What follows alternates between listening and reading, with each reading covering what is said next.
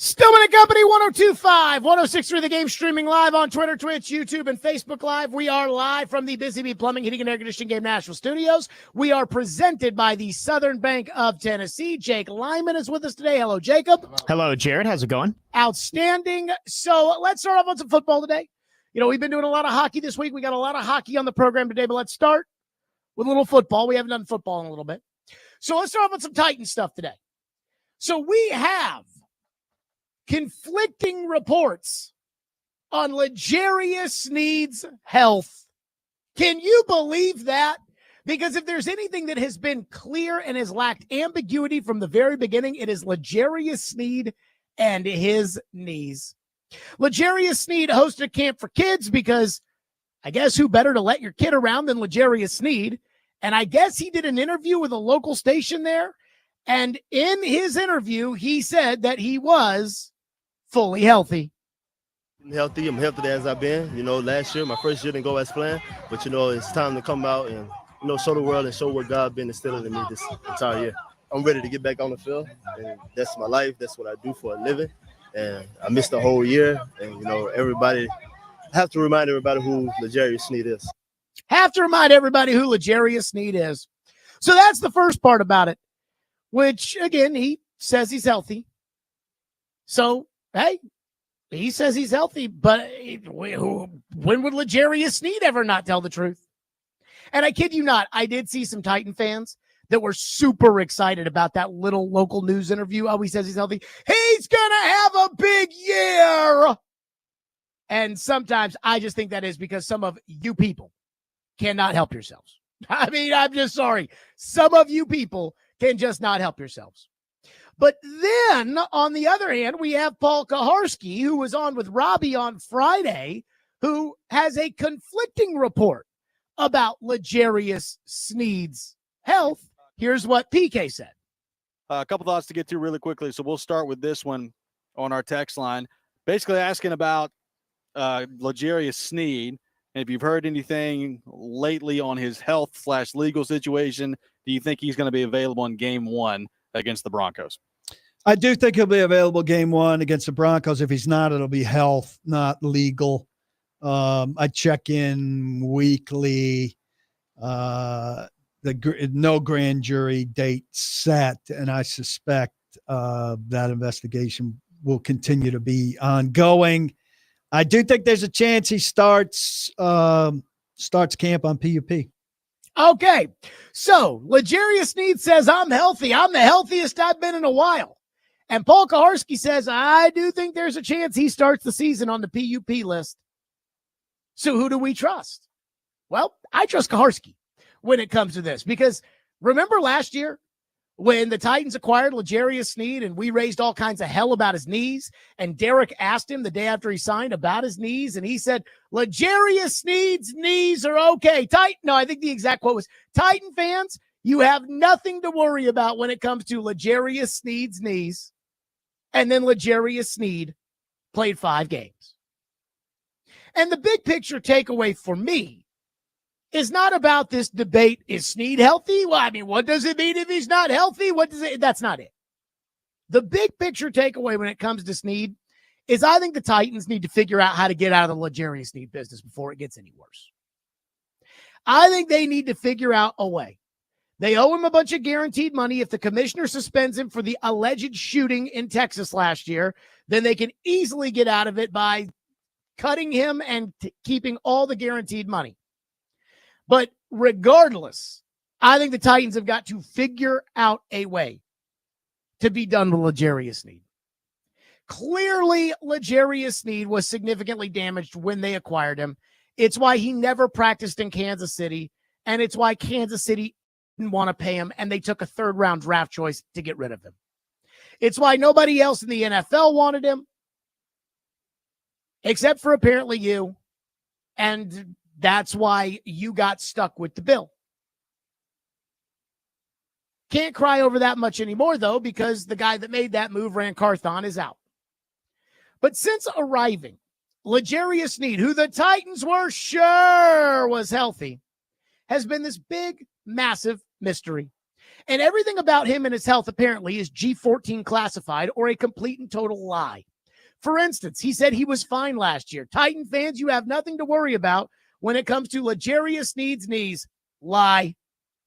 Then when he got hurt, they said it was a quad bruise. Remember that? Oh, no, it's not the knee. He took a helmet to the quad in the Indianapolis game. Lie. Then remember when he said, hey, I could be back any day. I could be back tomorrow. Lie. Didn't play the rest of the season. Got hurt in October. In October, November, told the media, I could be back any day. Could be tomorrow. Lie.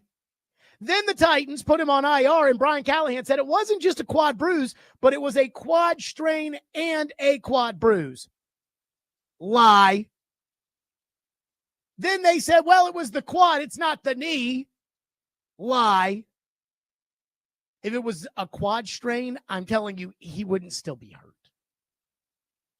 Then, when they let him go home, because God forbid he have to stick around and watch his horrible season while getting paid $17 million to do so, he got involved allegedly in a shooting of a car dealership in which a grand jury is convening at some point, and who knows what he has told the Titans about that.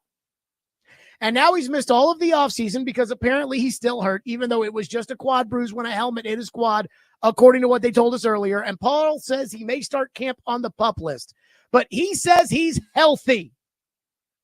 And that feels like a lie. Again, if you're trying to build a culture, which the Titans always claim they're trying to do, you're better off without L'Jarius Sneed. I think it's fair to argue whether or not, if you're trying to build a culture, are you better off without Jeffrey Simmons? But Jeffrey Simmons is not 1/10 the enigma and problem that L'Jarius Sneed has been. And I've said it as bluntly as possible. If I were the Titans, I'd wait until the league suspends L'Jarius Sneed, and then I'd get rid of him. But I don't know if the Titans are going to do that. When you listen to Brian Callahan talk about L'Jarius Sneed, or you listen to Denard Wilson talk about L'Jarius Sneed, all they ever do is tell you about how great he's doing in the media, or excuse me, in the meeting rooms, how great he's doing in the team building exercises, how great of a guy it is to have around the building. Again, based off of what? He never plays. He's always hurt. He doesn't tell the truth. And apparently he was alleged to be involved in a car dealership shooting. And yet Brian Callahan and Denard Wilson, the way they talk about him, you'd think they'd be nominating him for Hall Monitor. So I hear buzzwords like culture and accountability and leadership. And I hear the Titans string those words in sentences in which they explain why they're going to be better this upcoming season than they were last year. And yet I wonder, how can you really get better when the highest paid players on your team are guys like L'Jarius Sneed, who you can't even trust whether or not he's got a quad bruise, a quad strain, or a quad injury at all? When L'Jarius Sneed is out there telling people, I'm healthy, only to hear PK, who I promise you is not making this up, saying that he could start the year on the PUP list. Enough with the L'Jarius Sneed bullcrap. It's time to admit the failure, and it's time to figure out a way to move on. And maybe that's what they're doing. Maybe Sneed's healthy and the Titans are going to put him on PUP because they're going to wait for the commissioner to suspend him so they can get out of the contract. But at some point, when your team is Sneed and Simmons and guys like that, you can't talk to me about culture. At that point, you've got a bad culture. And just like everything that seems to come out of L'Jarius Sneed's mouth, it means that what you're telling me about what you want out of your team and what you want out of your culture is most likely the opposite of the truth. Just like what I think L'Jarius Sneed said last weekend that got Titan fans on Twitter so excited thinking he was going to have some sort of massive year. It's time to figure out a way for the Titans to cut bait and move on and just be done with L'Jarius Sneed. The third-round pick, the money they've spent, it's a sunk cost made by a general manager who should have never been general manager to begin with. And it's time to move on and bring in quality guys and guys that can actually get on the field and can be trusted for anything. When it comes to Sneed, I don't trust him at all. 615-737-1025, which is our phone number, 615-737-1025. And kind of the one guy that I was circling when it came to getting rid of L'Jarius Sneed is off the board. And it doesn't make me feel good about the Titans cornerback position, even if Sneed is healthy. We'll get to that next. Stillman and Company, 1025, 106 for the game.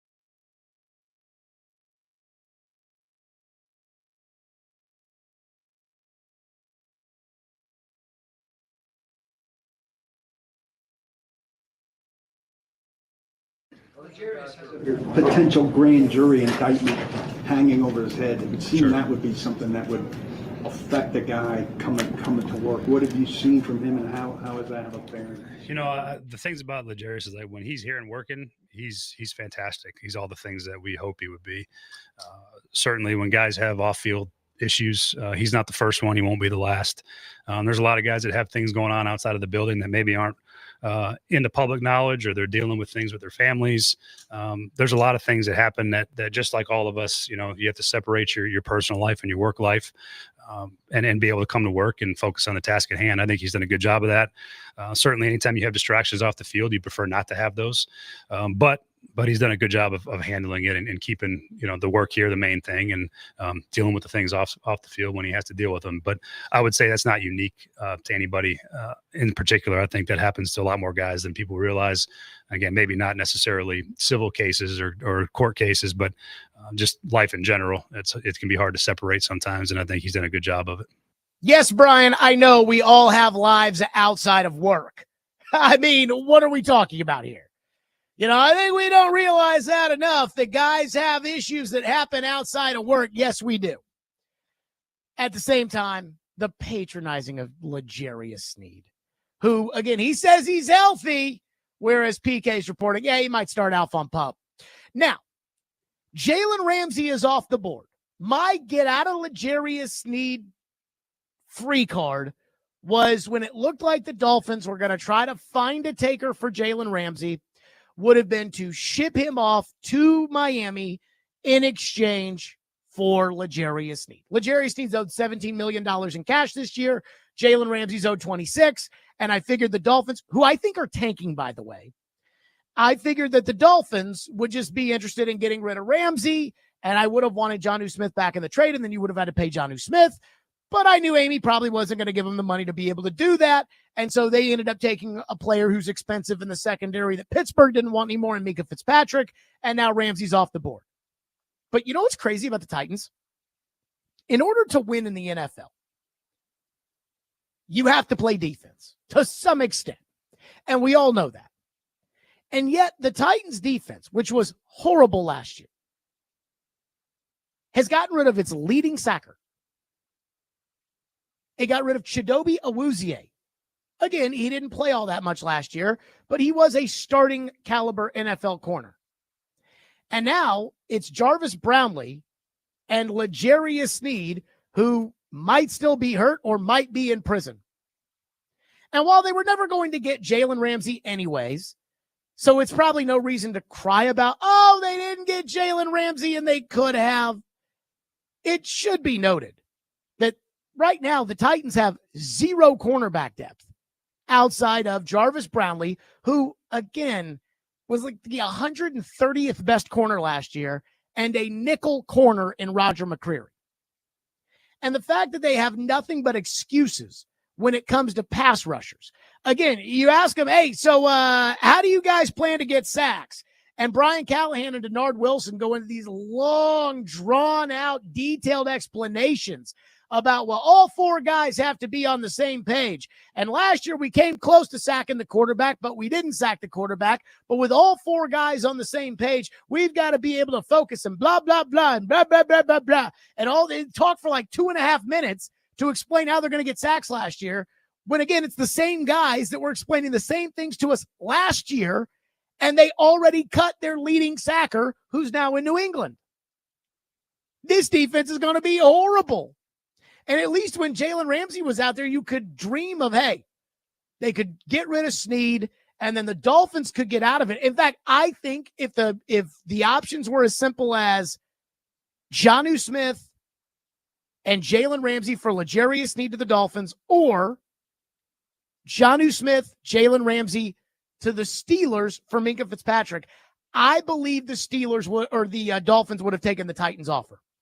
Because with Sneed, there is a legitimate chance you can get out of the money when he gets suspended by the league. I just think the Dolphins are trying to tank. And I think they brought in Minka Fitzpatrick because Pittsburgh couldn't take on all the money between Jonnu Smith and Jalen Ramsey. So, we got to send somebody over there to balance out the money. And they didn't want Fitzpatrick anymore. A beat writer was on the Pat McAfee show who covers the Steelers and was like, yeah, they weren't going to re-sign him. I don't think they really wanted him anymore. So that's why they sent him back over there. And then when the Dolphins brought in Darren Waller yesterday, I'm like, this move feels to me like we're not tanking because these are names you know, but we're tanking because these players aren't any good at all anymore, especially Darren Waller. I think they probably would have done it because if they had added Sneed, again, that's a name where it looks like you're trying to win, but you're really not. And then if he gets suspended, you can get yourself out of it. But now that Jalen Ramsey's off the board, what are the Titans going to do? I mean, this defense is going to be so bad this year. And yet, it's almost like Titan fans are, no, Jared, don't tell us that. And if anything happens to Brownlee, and Brownlee might not even be good, goodness gracious. 615-737-1025, which is our phone number on the program, 615-737-1025. One texter says, man, I would watch calling L'Jarius Sneed a liar over and over as he's apparently already shot somebody. So here's what I'll say about that. Number one, I don't think L'Jarius Sneed's going to shoot me. That would be something, though. But if he shot at me and he missed, I'd be doing exactly what the guy who he shot at, allegedly, and missed is doing, and I'd be suing him too. My first call would be to Levi McCatherine, the guy who represents the guy suing him now. That would be my first thing. The second thing is, I mean, at some point, don't you have to admit that the Titans and Sneed have lied? Again, the midday show last year, talk about carrying water and in the satchel. Last year, they had segments about, we can't be mad at the Titans because L'Jarius Sneed hurt his quad. He didn't hurt his knee. I'm like, guys, he got hurt in the 5th game of the year, and they said it was a calf bruise from when a helmet of a Colts player hit L'Jarius Sneed's calf. Hit his quad. It's been like 8 weeks. He finished the game and played 99% of the snaps and made the last tackle of the game. And Derek was like, well, but you know what? You can play through that, but then when the game's over and that bruise heals up, you'll see how bad it really is, and you can't. Right, but for 2 months. And then they put him on IR after he said, I may come back tomorrow. Think I'm pretty close. And then he got put on IR. Somebody's not telling the truth. Then Brian Callahan came out and admitted that they weren't telling the truth when he said it was a quad strain and a quad bruise, because they didn't tell us anything about quad strain. But I knew better than that. I knew it was the knee. And the reason the Titans were lying about it is because they promised everybody when they traded for him that the knee was going to be okay. And so did he. Again, he's saying he's healthy. PK is saying he may start the year on the PUP list, which is the physically unable to perform list. Also, if it was a quad bruise or a quad strain or a quad torn off the bone, he'd be healthy by now. So it's absolutely the knee. And so I'm not worried about L'Jarius Sneed shooting at me. But I will say, I think there's something to this when it comes to all the lying that they need to stop it. The Titans need to stop it. They need to stop kowtowing, just like that Callahan cut we played at the beginning. They need to stop kowtowing to Sneed. They need to be honest. And quite frankly, they need to get out of the L'Jarius Sneed business. One texter says the Titans can still get Asante Samuel Jr. He's still unsigned. I'm just telling you, they're not going to spend any more money.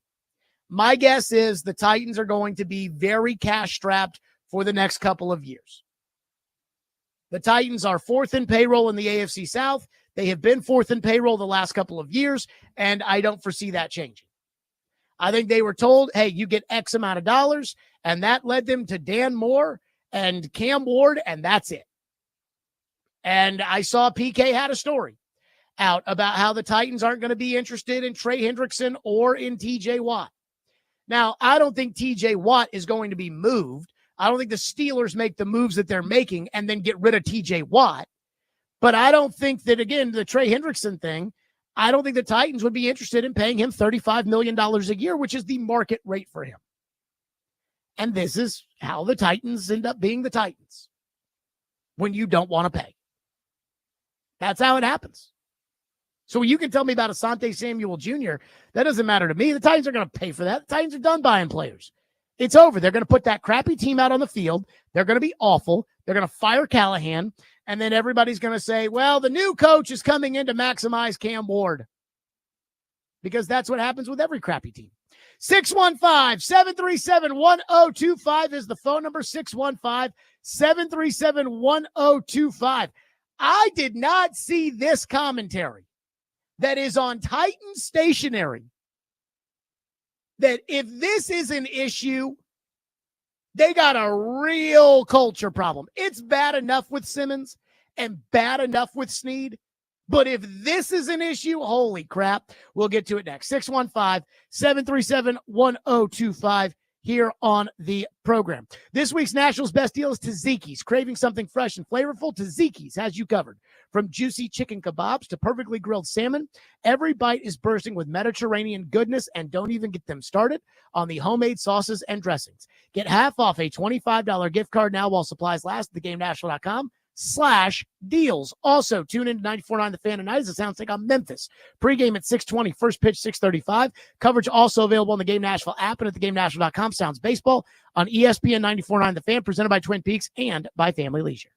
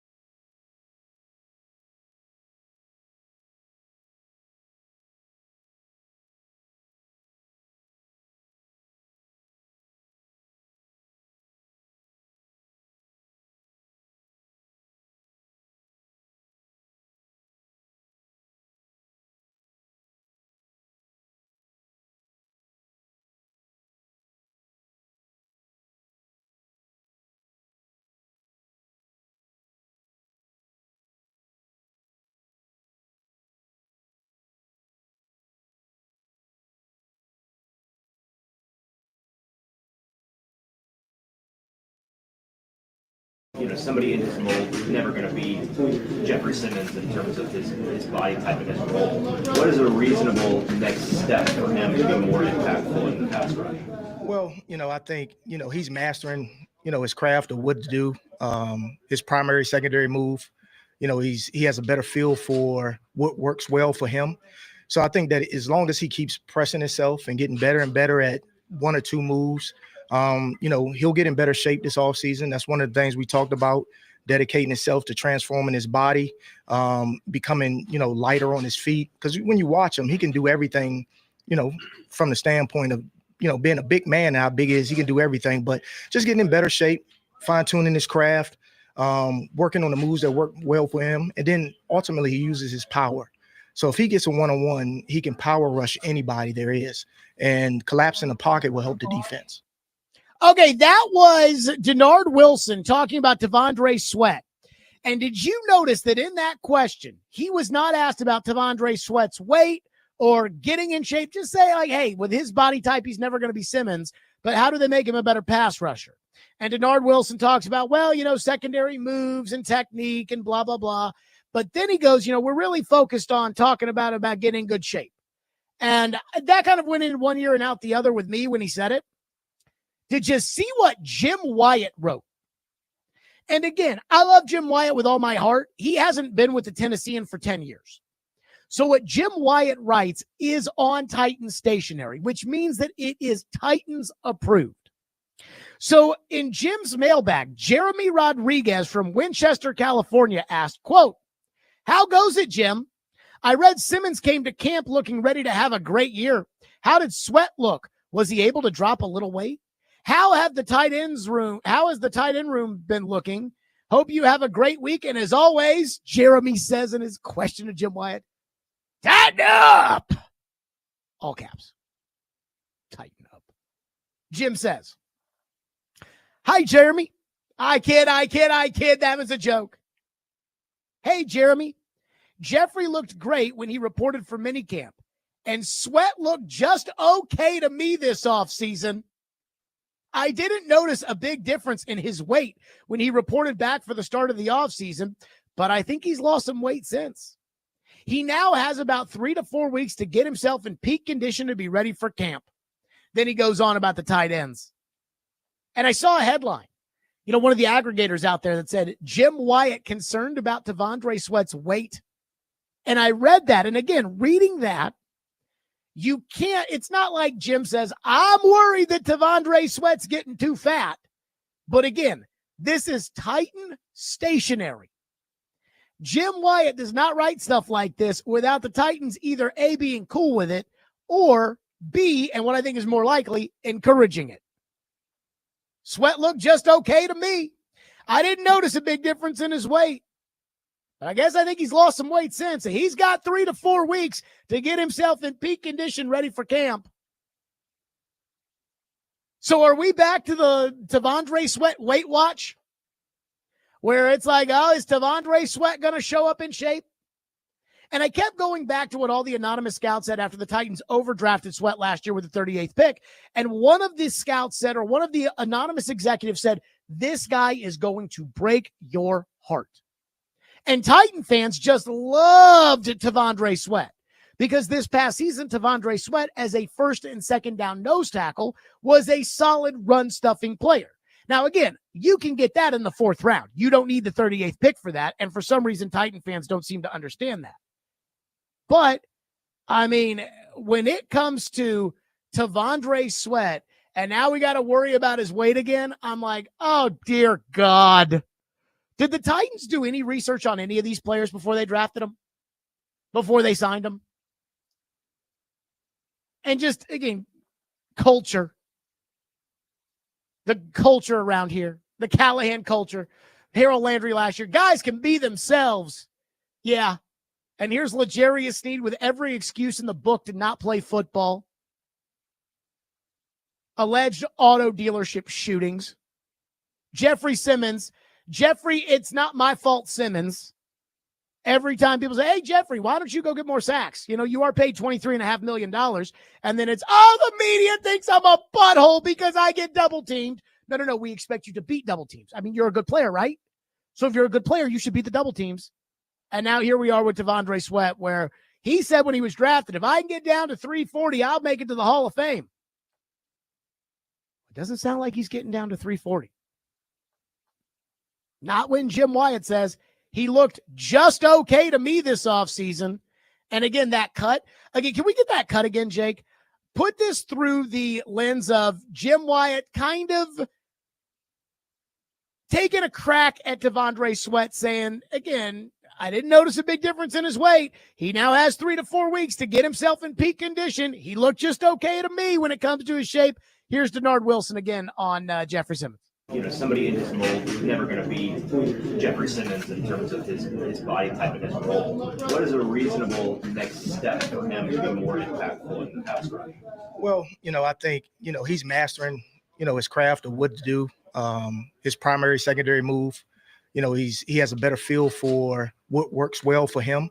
So I think that as long as he keeps pressing himself and getting better and better at 1 or 2 moves, he'll get in better shape this offseason. That's one of the things we talked about, dedicating himself to transforming his body, becoming, lighter on his feet. Because when you watch him, he can do everything, from the standpoint of, being a big man, how big he is, he can do everything. But just getting in better shape, fine-tuning his craft, working on the moves that work well for him. And then ultimately he uses his power.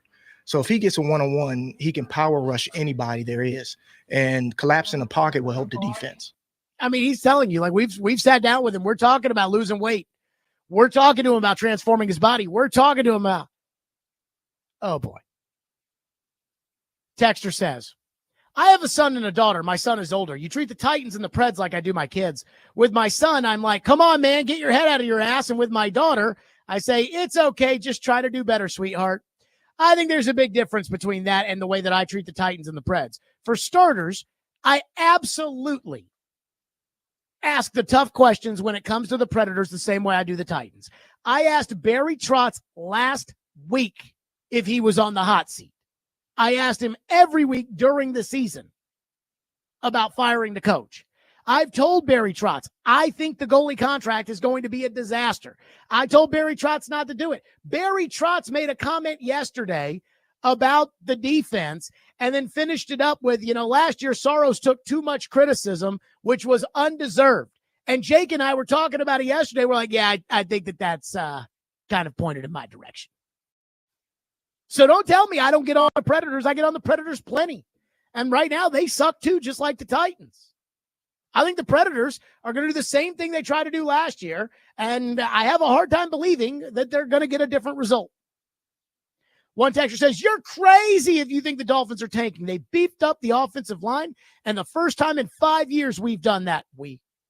Getting 2 Pro Bowl caliber defensive linemen back from season-ending injuries, plus draft picks on defense are beasts. Everybody's draft picks are great. Everybody's draft picks. Minka is an even better trade at safety. If the conspiracy to keep Tua bench from concussions and the double standard compared to all other NFL quarterbacks doesn't rear its ugly head, we'll have amazing targets with Hill, Waddle, and Darren Waller. And Waller has max upside potential. Darren Waller has not done anything in the NFL since 2020. He retired last year and was a rapper. Give me a break. I think the Dolphins are tanking. They just can't do it as directly as they did last time because they owe Tua $53 million this year.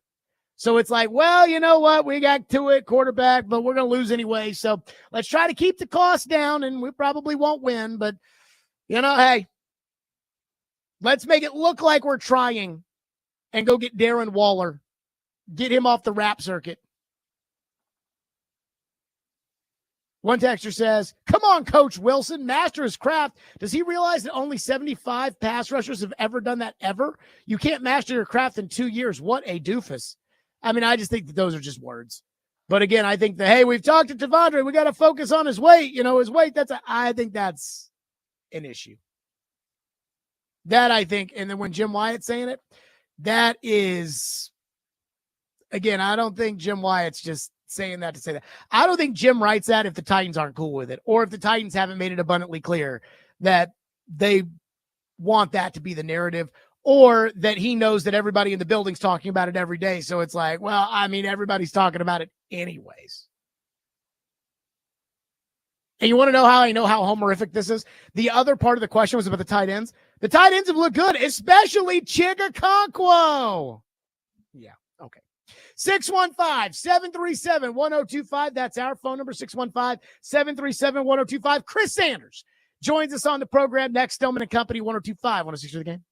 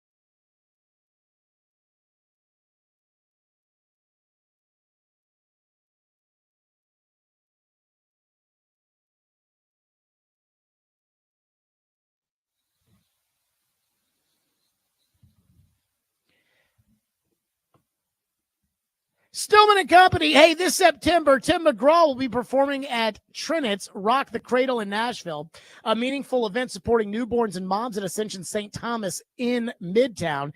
Get your tickets now at rockthecradle.org. By the way, I do want to say this, just a couple of football thoughts to get out there when it comes to the NFL. Number one, I appreciate the fact, even though I have no idea, and I'm not going to try to pretend that I have any idea what this Steelers trade and what the Steelers offseason in which they've done the most un-Steeler-like things, whether it is go all in on Aaron Rodgers and DK Metcalf and Jalen Ramsey and Jonnu Smith, guys that are probably past their prime, but still have a little game left. Top it off to add to TJ Watt and Pat Freiermuth and some of the other guys they have. I have no idea if this is going to work or not. I have no idea. I mean, with Arthur Smith running the operation on offense, I would feel better about it than other people. But again, I'm not sure I have much of a feeling one way or another. And the reason I say this, though, that I'm glad the Steelers did it without knowing exactly what's going to happen, is I'm glad they did it because the Steelers were so boring to watch on primetime. And they're a team that's always going to be in primetime. So, it's kind of like the Commanders before Jaden Daniels got there, the Bears every year, even if you don't want to watch the Bears, they're going to be on your TV. They're going to play at least once on Thursday Night Football.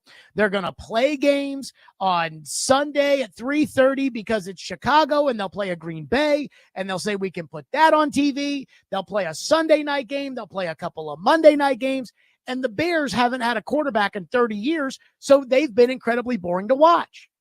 The Commanders, pre-Jaden Daniels, Washington, big market, NFC East, playing other big markets and proud franchises. They've been put on TV. I can't watch it. Now that they've got Jaden Daniels, I can watch it.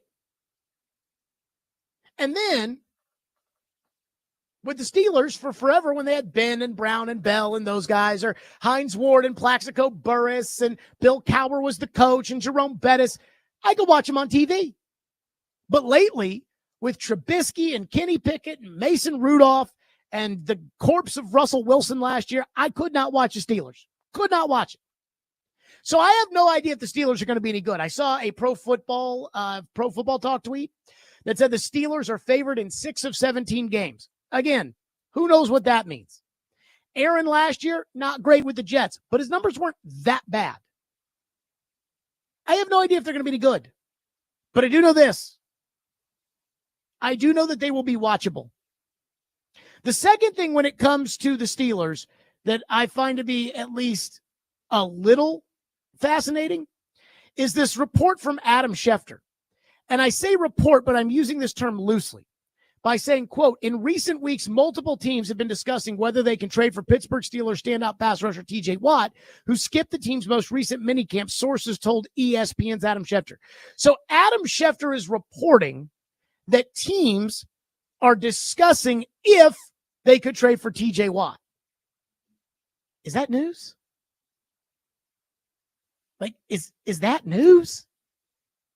Hey, let's all get together. Do you think we could trade for TJ Watt? No. Well, that's a team discussing whether or not they could trade for TJ Watt. That's news? That's not news to me. It's like making something up. I mean, that anybody can say that. Hey, breaking news. The Titans are having discussions about how they can make their team better for this upcoming season. Prove that I'm wrong. Matthew in Nashville says, the Dolphins fan who texted in is clearly living in denial. It seems very likely that they are tanking and that Mike McDaniel is going to be made the scapegoat of it all instead of just admitting Tua sucks. They're taking a page from the Jets. All the moves the Steelers have made have been made to appease Aaron Rodgers. I don't agree with that. I don't think it's made to appease Aaron Rodgers. I don't think Jalen Ramsey and Jonnu Smith is to appease Aaron Rodgers. I think what it is I think Mike Tomlin, and this is why coaches, Preds, coaches can make for very dangerous general managers, because the coach will always want the known veteran qualities that have beaten them in the ass before. Whereas general managers are supposed to be able to judge when a guy's going to phase out and, hey, this guy's got the potential, and it's a very dangerous game to play, but general managers usually have to kind of think big picture. My gut is Mike Tomlin has said, I am tired of having average teams with average players, and so let's do something different, and we're either going to be really good and we're going to actually be able to compete when we get in the playoffs and not just barely make the playoffs and get our doors blown off by Kansas City, Buffalo, or Baltimore, or we're going to be really bad and we're going to have the 4th overall pick and we can take a quarterback next year. That's what I believe the Steelers are doing. And I think they're okay with either one. But I think the Steelers are tired of living in mediocrity, so they're okay with living on either end of it. One texter says, Titans, Titans, totally inept team and attempting not to suck. I wonder if that's in reference to Denard Wilson trying to spell out Titans at the rookie minicamp when talking about play like a Titan and write this down. Going to be tough. We're going to be intense. We're going to tackle. We're going to anticipate. We're going to be not nice. And we're going to have spunk. Again, I can't remember what his Titans definition was other than the fact that I knew it was stupid. One texter says, your summertime coverage is either the NHL draft and free agency or the I'm way smarter than you dumb fans by Jared. Wow, how long until week 1? When did I say you were dumb? When did I say you were dumb? I said, again, last year, everyone's like, Jared Devondre Sweat's so good. I'm like, he's a nose tackle who doesn't sack the quarterback that you use the 38th pick on. And now Jim Wyatt is making underhanded remarks on his mailbag about Devondre Sweat's weight. That's what's going on here. One texter says, totally making fun of Denard Wilson. You know, the thing about Denard Wilson is, I don't think this guy can coach. I think he's all just a rah-rah guy. One texter says, coaches and players never tank, but the front office surely can tank. Again, I think the way the Dolphins are tanking is perfect because Darren Waller hasn't been good in 5 years. Jonnu Smith wanted something like $12 million to play tight end. And I don't know if he would have shown up or not if they hadn't given him a raise. So what the Dolphins are doing is they're saying to the coach, whom they're probably going to fire, and the quarterback, who eventually they're going to dump, they are saying like, hey, we're trying. We got you Darren Waller. He hasn't been good in 5 years, and he's a rapper right now. But other than that, he was at one point a good player. Hey, we got you Minka Fitzpatrick. Minka Fitzpatrick regressed significantly last year to the point that Pittsburgh didn't want him anymore. But hey, we got you Minka Fitzpatrick. Good luck. I mean, it's actually brilliant, especially if you as a team have already been accused and already found guilty of tanking in the past. People hear the names, Minka Fitzpatrick and Darren Waller, and they think to themselves, those are names. But they're not good anymore. Neither Fitzpatrick nor Waller were good the last time they played, and Waller didn't play last year. It's the easiest way to tank without looking like you're tanking. 615-737-1025 is our phone number, 615-737-1025. So I heard Barry Trotz, unprompted yesterday, go out of his way to defend the goalie whose 8-year contract with a no movement clause started yesterday. We need to discuss. And we will next. Stillman & Company, 102.5, 106 the game.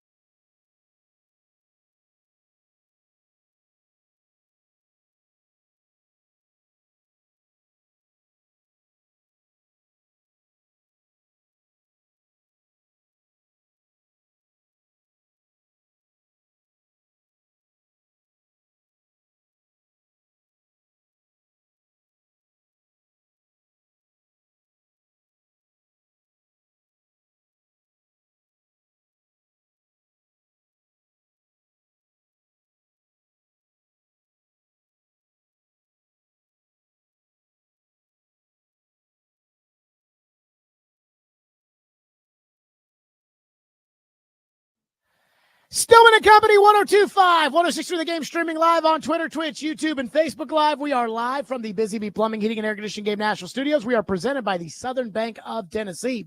So Barry Trotz held a press conference yesterday. Robbie Stanley was there. He tweeted out the highlights. He texted us the cliff notes. We read them on air yesterday.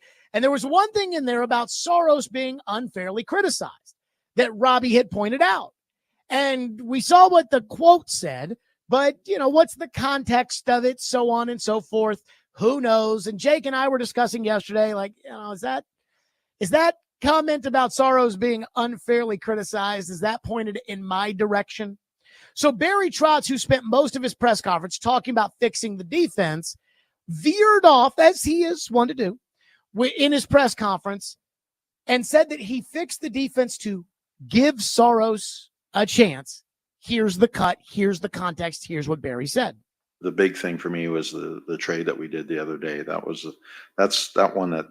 one feels absolutely right for where we want to go with this team. And then I think Nick is a really value one. Our scouts do a really good job of finding those value guys where you want to get them before they pop. So I think they've done a really good job. So. And then we've got lots of good players. I mean, having Roman Yossi for a healthy Roman Yossi back on the defense that we currently have, and the depth that we have there, I think we're going to be really, really good. And that'll make Saros's life a lot better too, because last year there was times it was very unfair for him. And he took a lot of heat for it unnecessarily. Okay. That probably is about me. Again, not like, Jared Stillman's on the radio yelling and screaming, but the fact that we talk to Trotz every week and it was, the goalie stinks. I'm sure he had heard enough of that. When you come on the show every week and that question gets asked, I'm sure you're like, okay. And he kept saying the same things all the time about how, well, it's the defense in front of him. It's not him. To which I'd say, well, if the defense in front of him matters so much, then why did you have to give him an 8-year contract with a full no movement clause? Is he that important if he himself cannot carry you to victory? But that's not the crux of what I want to get into, and I don't care if this is about me or not.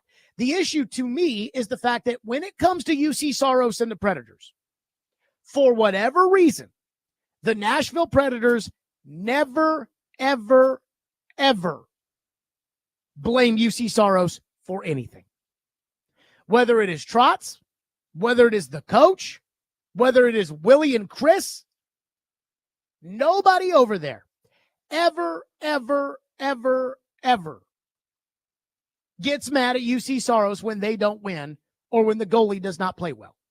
So here's the question I want to know. What is the standard of accountability that we should hold UC Saros to, or should be allowed to hold UC Saros to? Because last year, UC Saros was terrible by almost every single metric. And Barry Trotz is telling us it wasn't his fault. He got so much criticism, and it was unfair criticism, even though before the season, we had our doubts about UC Saros. So again, what is UC Saros accountable for? Is it winning? Because last year he lost 37 times in net. He was 20, 31, and 6. Well, it was a bad team around him, Jared. Okay, what about his individual save percentage? Does that matter? Because last year it was .895. His career is .914, and when you are sub-9, you stink.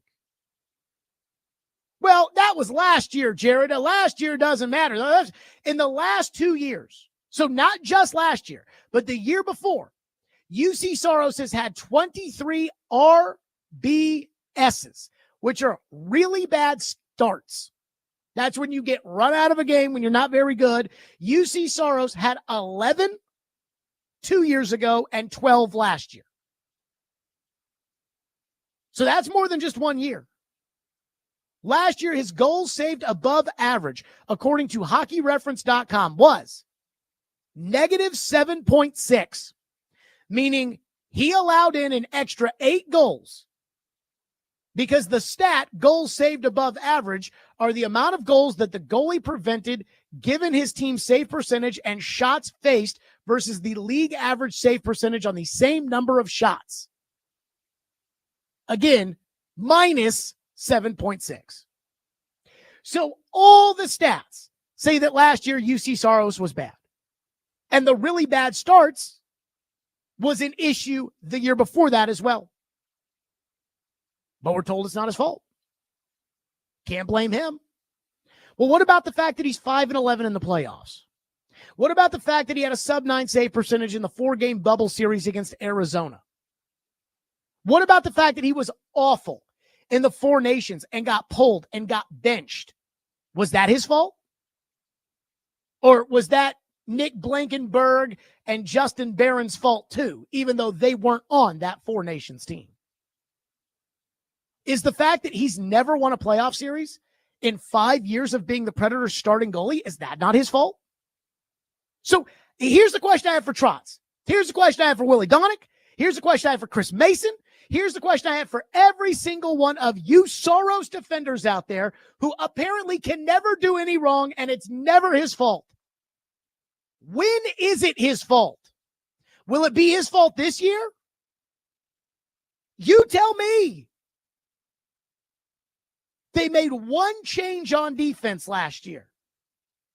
They sent Ryan McDonough to Tampa Bay, and they brought in Brady Shea. Other than that, Yossi, Lazan, Carrier, Fabro, all those guys were the same from the year before. From that team that made the playoffs and lost to Vancouver, and the loss to Vancouver, that wasn't his fault. Remember, can't blame Saros. And I know Ryan McDonough is a solid player. He's not that good. That one change changes absolutely everything. And we always talk about the 0-5 start that the Predators got off to last year. And again, I do believe that the 0-5 start did hurt them. But where was UC Saros during the 0-5 start? Didn't play the first game of the season. He got hurt, so that one doesn't count because he couldn't show up for the first game of the year. Then, in his first start against Detroit, he gave up 3 goals. Really 2. Then at 0-2, all right, 0-2, didn't win the Dallas game. That was a tough one because Stamkos hit the post with about 5 seconds left. And, Saros played okay against Detroit.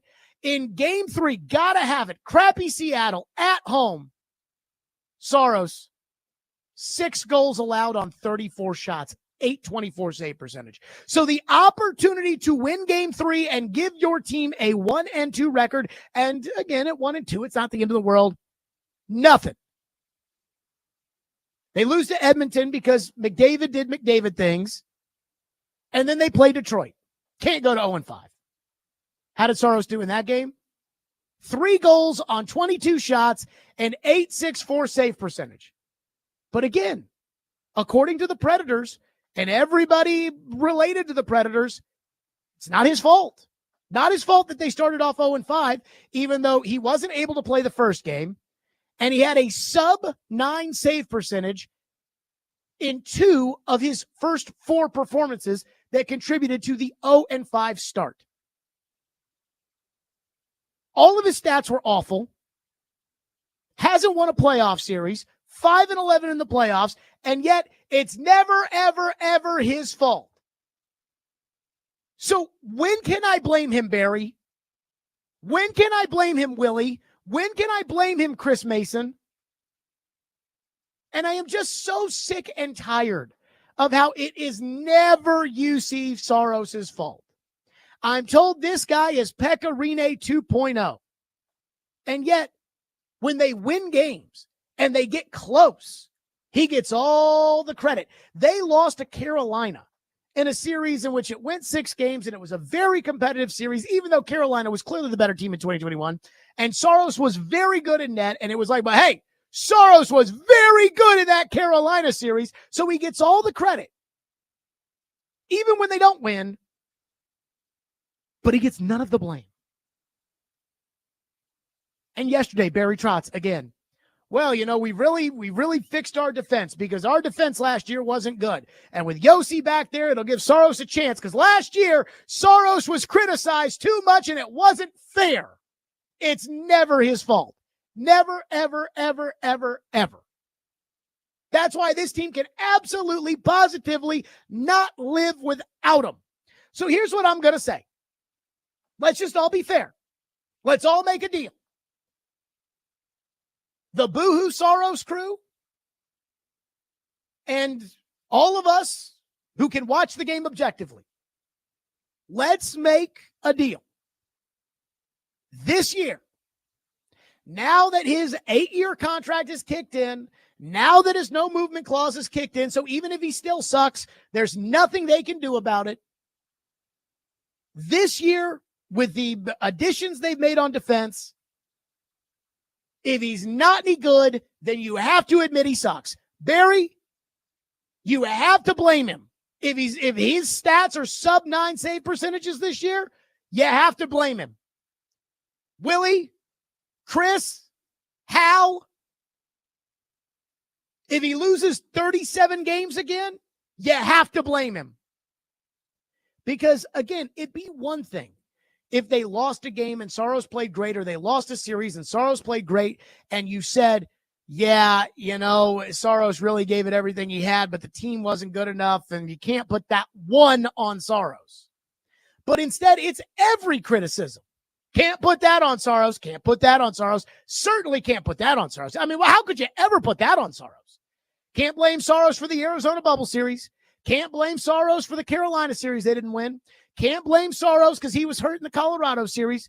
Can't blame Saros for the fact that they ended up somehow last year losing the Vancouver Series when they had leads in all these games, and then they crapped their pants for a 20-minute or a 20-second segment, and they ended up losing those games. Can't blame Saros for that. Can't blame Saros for all the losing last year. Can't blame Saros for anything. So this year, this is the year where Saros has to prove that he's actually good. And the benefit of the doubt is gone. And I will not stand for anybody telling me this year when they lose, if he's got a sub-9 save percentage, if he's got more RBSs, really bad starts, if his goals above average or whatever the hell it is, goals saved above average is in the negative again, I'm not going to listen to anybody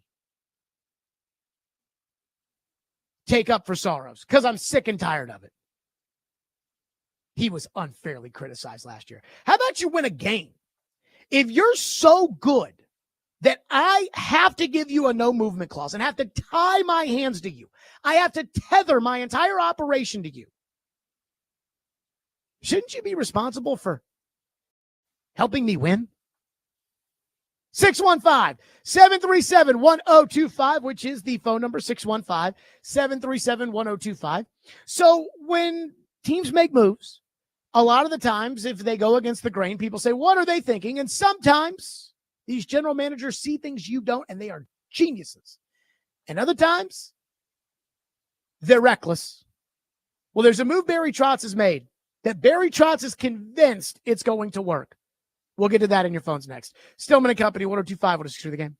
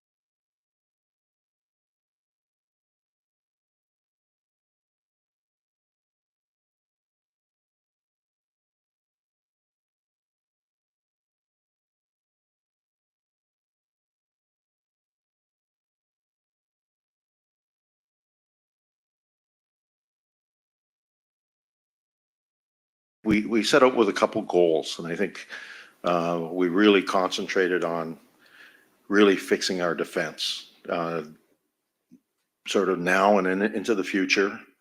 We needed we got some great prospects on the way, but I felt that two things: we wanted to get bigger, and we want to get younger.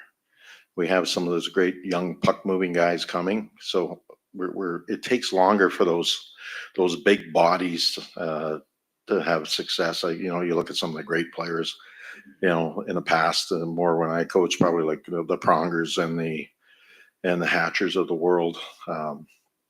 It just took longer, and so sometimes you're waiting for those guys. So, you know, the deal we made with Vegas was that with that in mind.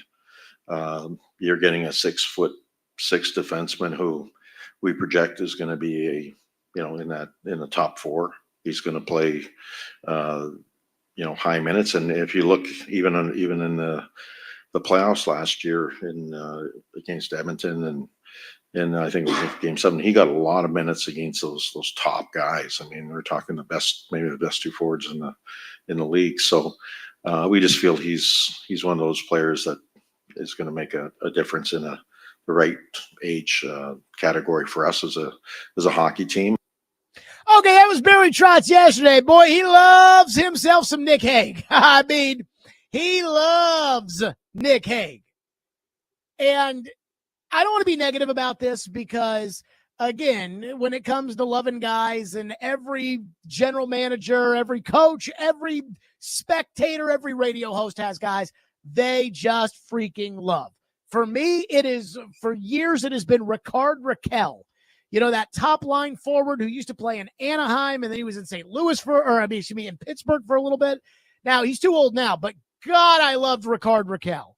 And I think when James Neal cheap shot at him in the Western Conference Finals in 2017, that was a big moment where it kind of swung power in your direction, even though Preds fans don't want to talk about it. Barry Trotz loves Nick Hague. The analytics community, the Adam Dinkins of the world, they do not like Nick Hague. They have crapped all over this contract. And Barry Trotz is like, no. I'm telling you, this guy, he's legit. The one thing, though, that it does kind of remind me of is last year, Justin Barron, when they traded Carrier for Barron, and Barry came on the show and was like, Barron is a guy who I have liked for a long time. He was a former first-round pick. And I asked him, I said, would you have made this move last year at the deadline when Carrier was a pending unrestricted free agent if you had been offered Barron? He said, yes. I watched Barron play last year. He sucked. Like, he stunk. Now, maybe there's a chance that playing third pair minutes and being a right shot with a consistent partner, if they can make that happen this year, we'll give Barron a shot. But he stunk. He was awful. And that was the guy Barry went all Jerry Jones. I want him. And he was awful. But again, my big beef is Barry said yesterday, UC Saros, too much unfair criticism. And I just go back to, when am I allowed to blame UC Saros? Phone line driven by WilsonCountyHunter.com. David in Murfreesboro. Saros is the most pulled starting goalie in the NHL and has been for 2 years in a row. Not his fault. Not his fault, David in Murfreesboro. Matthew from Jolton says, Ryan McDonough is one of the best lockdown defensemen of all time, but he's not that good. Again, if you think that Ryan McDonough is so important as to why your defense completely went in the garbage can last year, then what are you doing giving Saros a big contract? Shouldn't you have given Ryan McDonough a bigger contract when he came to you and said, hey, I think I'd like to go back to Tampa? Could you have said, hey, let's sweeten the pot for you? Now, I don't know his contract situation, so you have to wait until he's in the last year of his deal. But if McDonough is that important to Saros' success, shouldn't McDonough have been the guy who I was moving heaven and earth to make happy and not Saros? Nope. Got to give Saros the 8-year contract. Got to give Saros the full no movement clause, because I got to kick out the younger goalie, because God forbid we ask UC Saros to actually do something. That's unfair. Can't do that. You can't ask him to be good. What's the matter with you? And that is something that bothers me a little bit. Adam in Portland says, I've never understood it. Saros is what you get when you force Billy Volek to be your quarterback when you know he isn't the guy. We all thought he would be, but when Floyd saw that Billy Volek wasn't, he moved on, even though it sucked for them to move on from Billy Volek. I don't think that's really what happened with Billy Volek. I don't think the comparison to Billy Volek is fair, but I do think that UC Saros is absolutely a probably league average goalie. And because of his size and his age, he's probably going to decline faster than some of the other goalies, but I don't think he's like a franchise quarterback.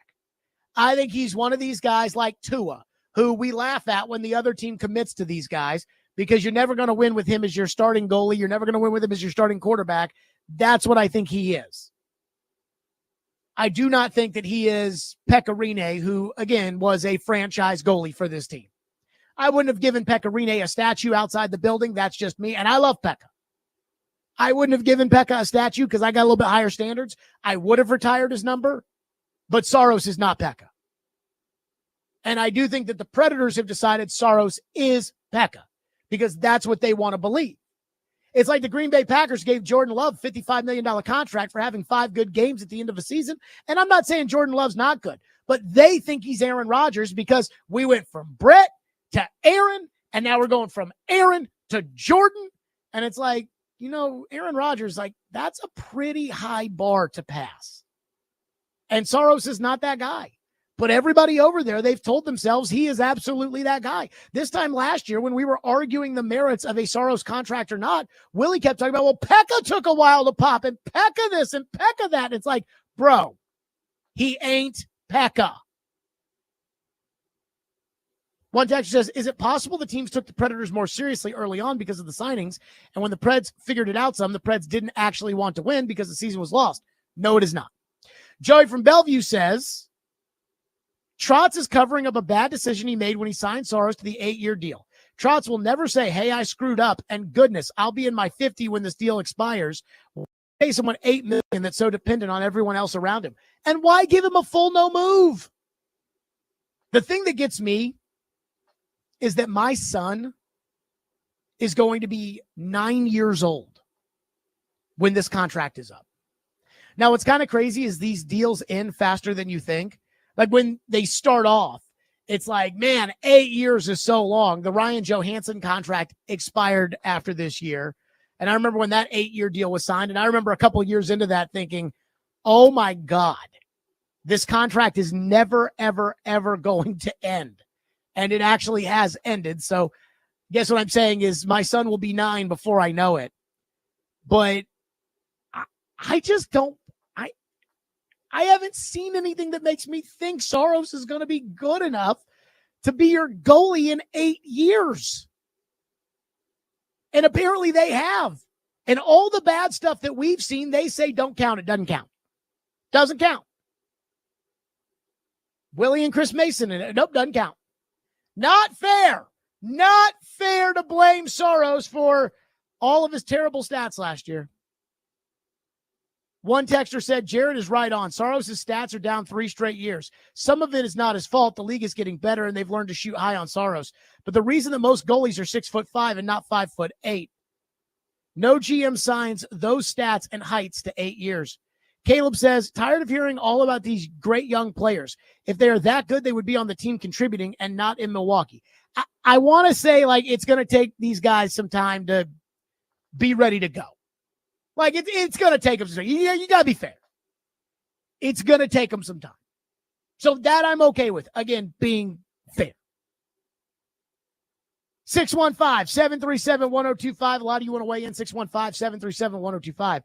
I do have one big Predators good take. I think that's the way I'll say it. A good take to get to, which I'm kind of shocked by. And I'm a little wrong. And kind of an apology to David Poyle, of all people.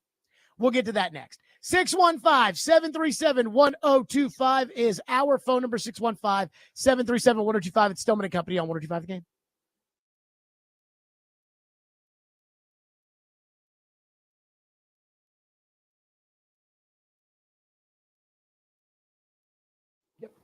Hiller Plumbing, Heating, Cooling, and Electrical. Those are my guys. You know, I absolutely love Hiller. They take great care of my home. They can do the exact same for you. In fact, I was actually getting email notifications today about how I had a Hiller appointment, and I'm like, I don't have a Hiller appointment. Then I saw the address. Oh, no. My parents had a Hiller appointment, and I guess my email's the email that gets all the confirmations and everything else, because Hiller came out to their house today, and I didn't even know about it. But if there was any question, Jared, do you trust Hiller? Yes, and my parents use them too because of that. Have you ever called a plumber, an electrician, or an HVAC tech and felt like they were trying to sell you something that you absolutely, positively did not need? If a deal sounds too good to be true, like a $99 club membership or a $29 tune-up, that is because it is. The reality is they have to find something to fix so they can cover their costs for the quote-unquote discounted club memberships. Unlike the other guys, Hiller will never offer deals designed to trick you or sell you something that you do not need. And again, you hear me talking all the time about my friends at Hiller. Once again, they were at my parents' house today, but this is why I do trust them and trust them enough to send them to my parents. Schedule online just like I do. HappyHiller.com. It's so easy. That's HappyHiller.com. Hiller Plumbing, Heating, Cooling, and Electrical. Proud supporters of the Preds of Valsavady. Hiller, call that fix truck today.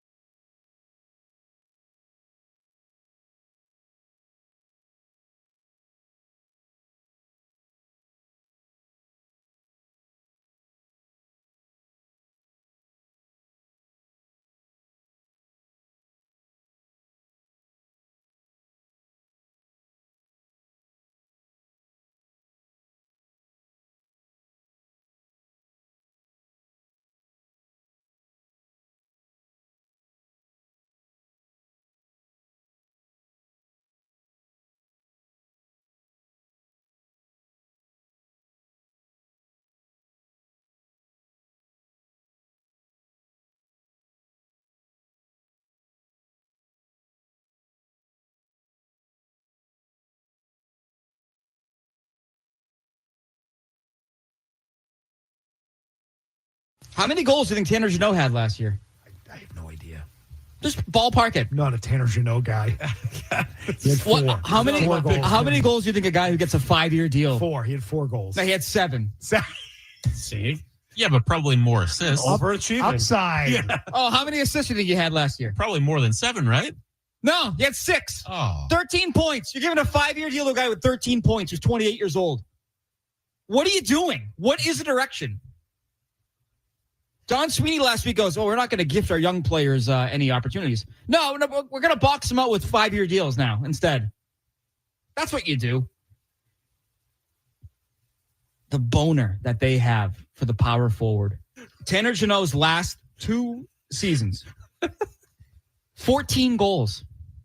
Consistent.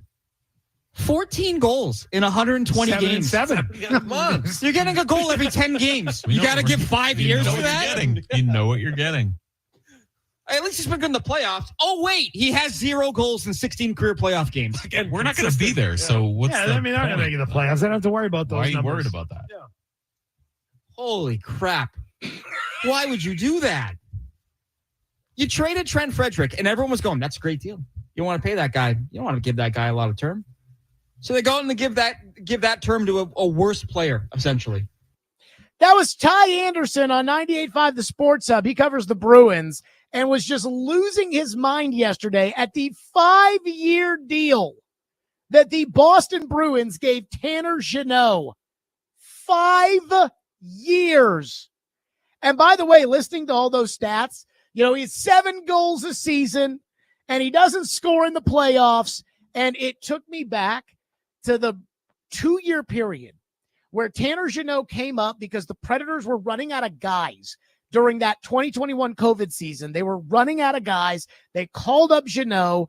Jeannot had a nice couple of games, stood in the lineup, and they protected him over Calle Yarncroke. And I couldn't believe it because one guy was a legitimate NHL player and the other was a Scarbini who had a nice little run. And David Poyle, if you remember, said to me, well, with all due respect, I know more than you.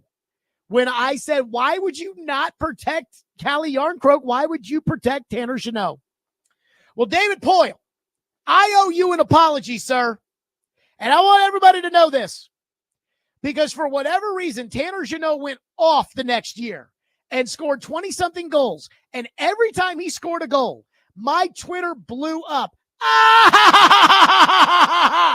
You hated Tanner Jeannot, Jared. You said he was a Scarbini. You said he was a Milwaukee guy. You said he was a...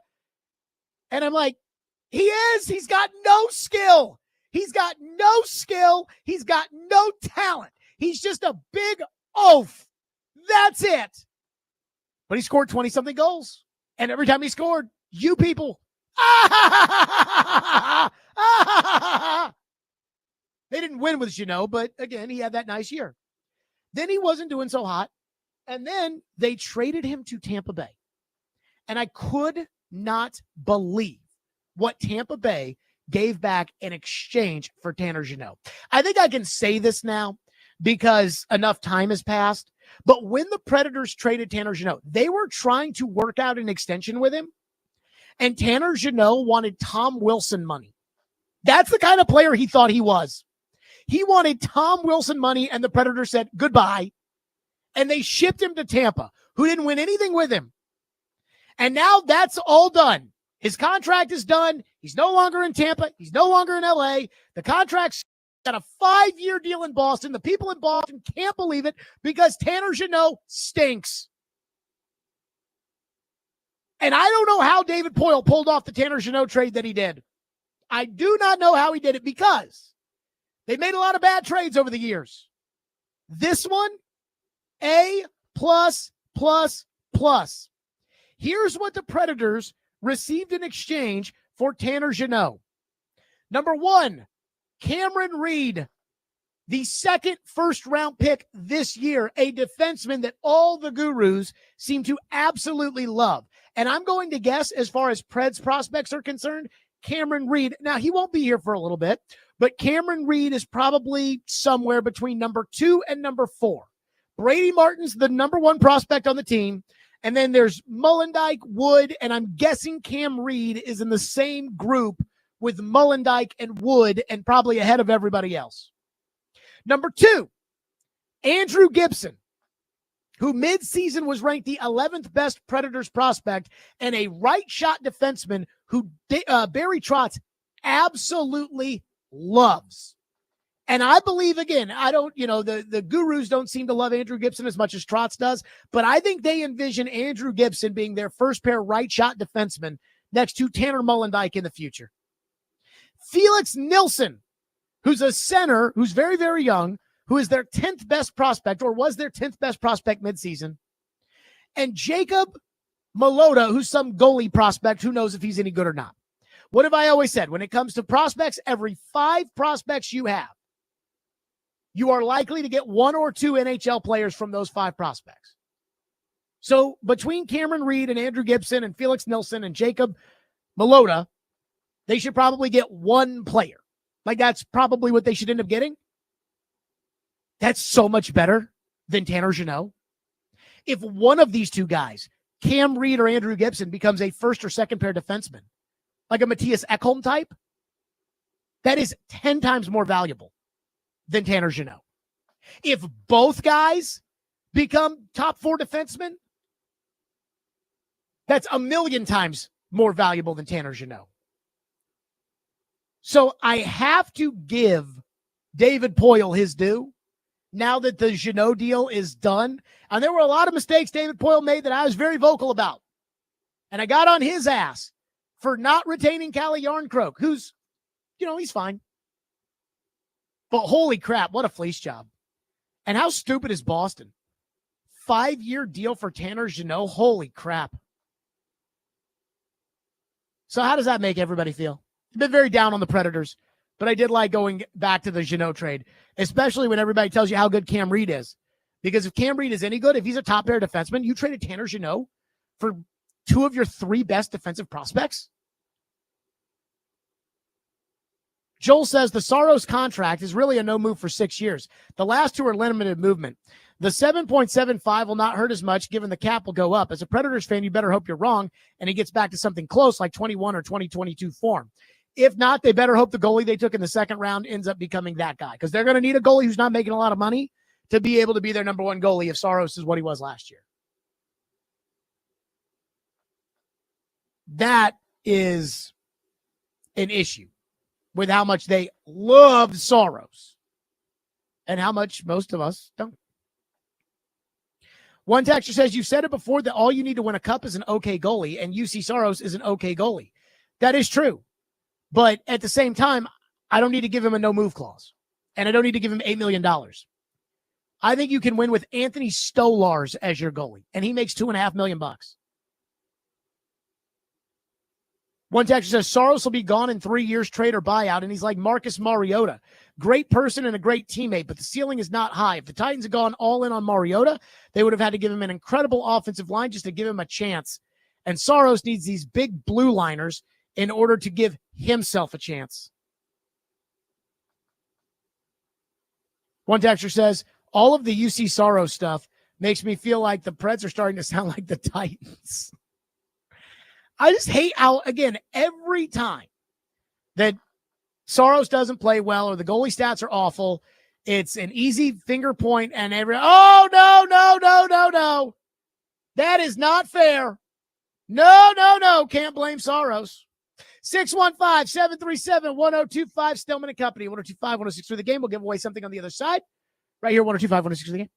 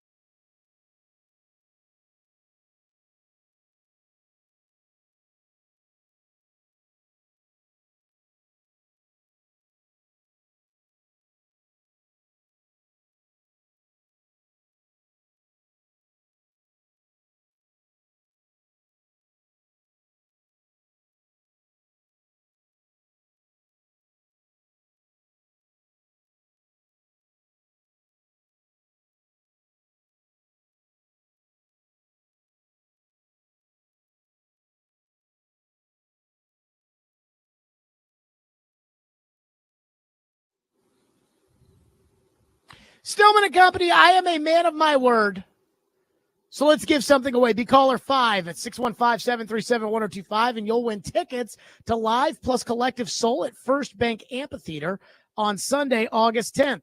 So I had to laugh out loud today. Jim Wyatt in his Titans mailbag was asked from Jeremy from Winchester, California, about Simmons and Sweat and how they've looked in camp so far. Was Sweat able to drop a little bit of weight?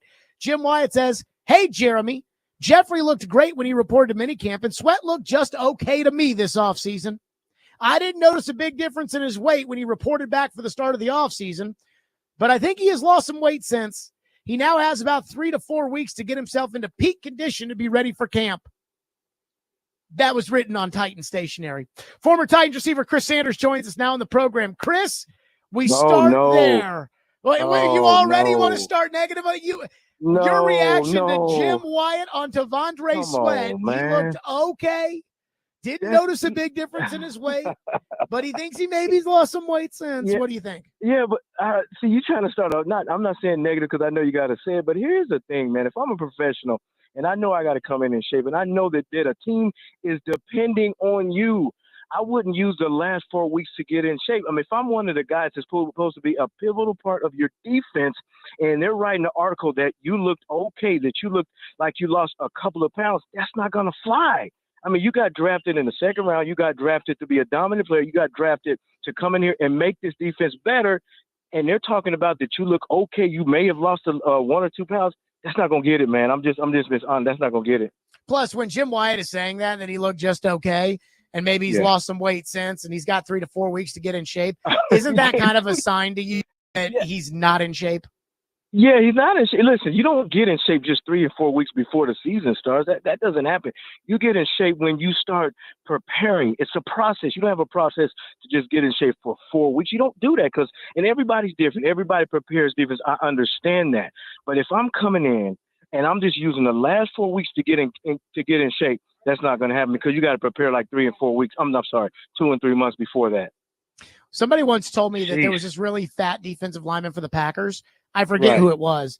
It might have been the guy that picked up Mariota that one time and threw him down, but the really big, fat defensive tackle for the Packers. Right. And this guy, every year after the season, he just would gain a bunch of weight and not do anything. But in July, he'd go to like a fat camp, like a Club Med kind of thing. He'd go there. And when he would go to that fat camp, he'd lose the weight to get in shape. Do you think that if Tavondre Sweat were to go to a fat camp that he could get in shape and be ready to go? I mean, he could, but here's the thing. You got to understand, it's not just, using camp or whatever you need to get in shape. Now, you got to understand there's a difference between being in shape and being in football shape. You got to be in football shape because you got to understand each play lasts 7 seconds. You got to be able to be explosive on every single play. So when you talk about being in shape, it's not just being in shape to make your gasser test. That's not it. It's about being in shape, playing 40 and 50 snaps a game, and that's what you have to do because if he gets in the regular season and that joker comes out and all of a sudden he's out of shape and then he's got to get in shape.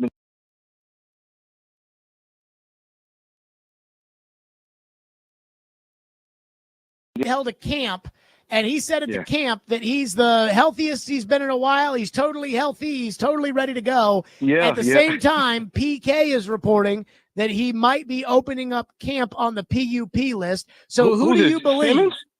No, Sneed. Oh, yeah.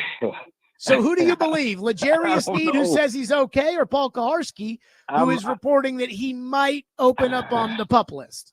I hate to say this, but I might have to believe Paul Kaharski. And the reason why I say it is because if you look at Sneed's track record for the last year, I'm just saying for the last year, I know before when he was with the Kansas City Chiefs, he was pretty healthy. But if you look at last year, I mean, he missed a lot of football. He missed a lot of practice. He made a lot of just losing, time on the football field. But then now you have a situation, then it comes out that maybe it's his hip, maybe it's his knee. So now he's back in the back seat again. So a reason why I believe Paul Kaharski is just a track record of the last year that he hasn't been available. Chris, do you think when it comes to Sneed, every time it feels like anything surrounding his knee is G14 classified, and we aren't, told anything about it. Oh, no, it's fine. He'll be fine. Oh, he's doing great. Oh, he's fine. and then he never plays, and there's all this drama, and then there's all the off the Right. field stuff. Yeah. Don't you think at this point they're just better off without L'Jarius Sneed? I mean, I just think that it's starting to become a distraction. When I say a distraction, because now when he shows up for camps, and if he comes to camp, the first thing they're going to talk about is what happened with the case, what's going on with that situation, is he going to be suspended? And then also they talk about, is it your knee or is it your hip or whatever it is. Now it's starting to become, as opposed to thinking about football and thinking about the Tennessee Titans, now it becomes a distraction of the off the field stuff. So I just think that this organization has to sit down and take a long look of, do they want to go forward with this guy? Because if you look at the secondary is my biggest concern. So we need to figure it out really, really quickly. Do they want to find somebody else or actually go with Sneed? What do you want to do? Oh, man. I mean, remember what you said last year during the year when you said, I think if this team didn't stink, if this team didn't stink, Sneed would be playing. You can't have people like that on your team, Chris. I mean, I know that, but it's just that you when you're in this league, you want to make sure you're available. And I think with the last year, Sneed just wasn't available. I mean, when he played okay, he played decent. I mean, if you look at this Tennessee Titans team, if they can get some guys in the secondary that can help this front, because I think the front is going to be okay if Jeffrey Simmons is there and Sweat is at the top of his game. I think they can be pretty good. But the back end, you need some help in the back end. I know you got Brownlee that's there. Yes, he's okay. But with him being there, I think it helps your defense. But I think that if it's all this distraction and stuff that's going on, I don't know if you want to cut ties or not. Chris, 3 weeks from today, the Titans will be in training camp on the football field. So I ask you this question as a former player. Sure. When you got to July 4th, where physically were you, where mentally were you getting ready for the start of camp and everything that would come with it? And where should the players be right now? You know what? That's a great question, Jared, man. I was chomping at the bit. I mean, you know, you go through OTAs, you go through all these other things away from, I mean, when you're doing football, but when you actually get in camp, those are the things you want to be. So when I came to July 4th, I was ready to go because I prepared 2 and 3 months before. So if we had camp July 5th, I knew I was ready. So now you have the next generation of Tennessee Titans that are coming out. They have to be ready. You can't hear things that the Sweat is coming in with, he might lose pounds. I mean, if you're a professional, you shouldn't even have these sorry questions. Because you're talking about winning. You're talking about, being one of the best in the league. You want to talk about dominating. Dominating is just not dominating in one play. It's dominating the process when you're working out, the process when you're lifting weight, the process of when you get an OTA, the process when you're in camp. That's what it means to be a professional. And I think if you're going to be a Tennessee Titan and the expectation is to win, you have to do those things to be having winning attitude. Chris Sanders, as always, on our program. Chris, great stuff. Enjoy the summer. We will talk soon. Appreciate you, brother. Love you, man. Yep, love you, Chris Sanders, as always. Boy, Chris was kind of hard on Sweat and Sneed, eh? I was a little surprised by that. And so we shall see if Sneed can get, or Sweat can get himself into shape, or if he's in shape or whatever. I think Sweat's just one of those guys. Luka Doncic is this way. Danielle Adams, who played in the WNBA for a little bit, she won a national championship. She took down like UConn back in the day. She won a national championship at Texas A&M, and she was fat. And Babe Ruth was this way. I think Sweat's just one of these guys who, he's always going to be fat. We really want him to focus and get him in tip-top shape. He's never going to. Now, he's got a motor, so he's going to be like Luka. He's still going to be able to play, but I think that's just how he's going to be. 615-737-1025 if you want to weigh in on the program. 615-737-1025. There is something in college football that is so, in my opinion, intellectually dishonest. It is driving me insane. And yet, I'm not sure anybody else can see it. And they're telling us exactly what they're doing. We'll get to that next. Stillman & Company, 102.5, 106 for the game.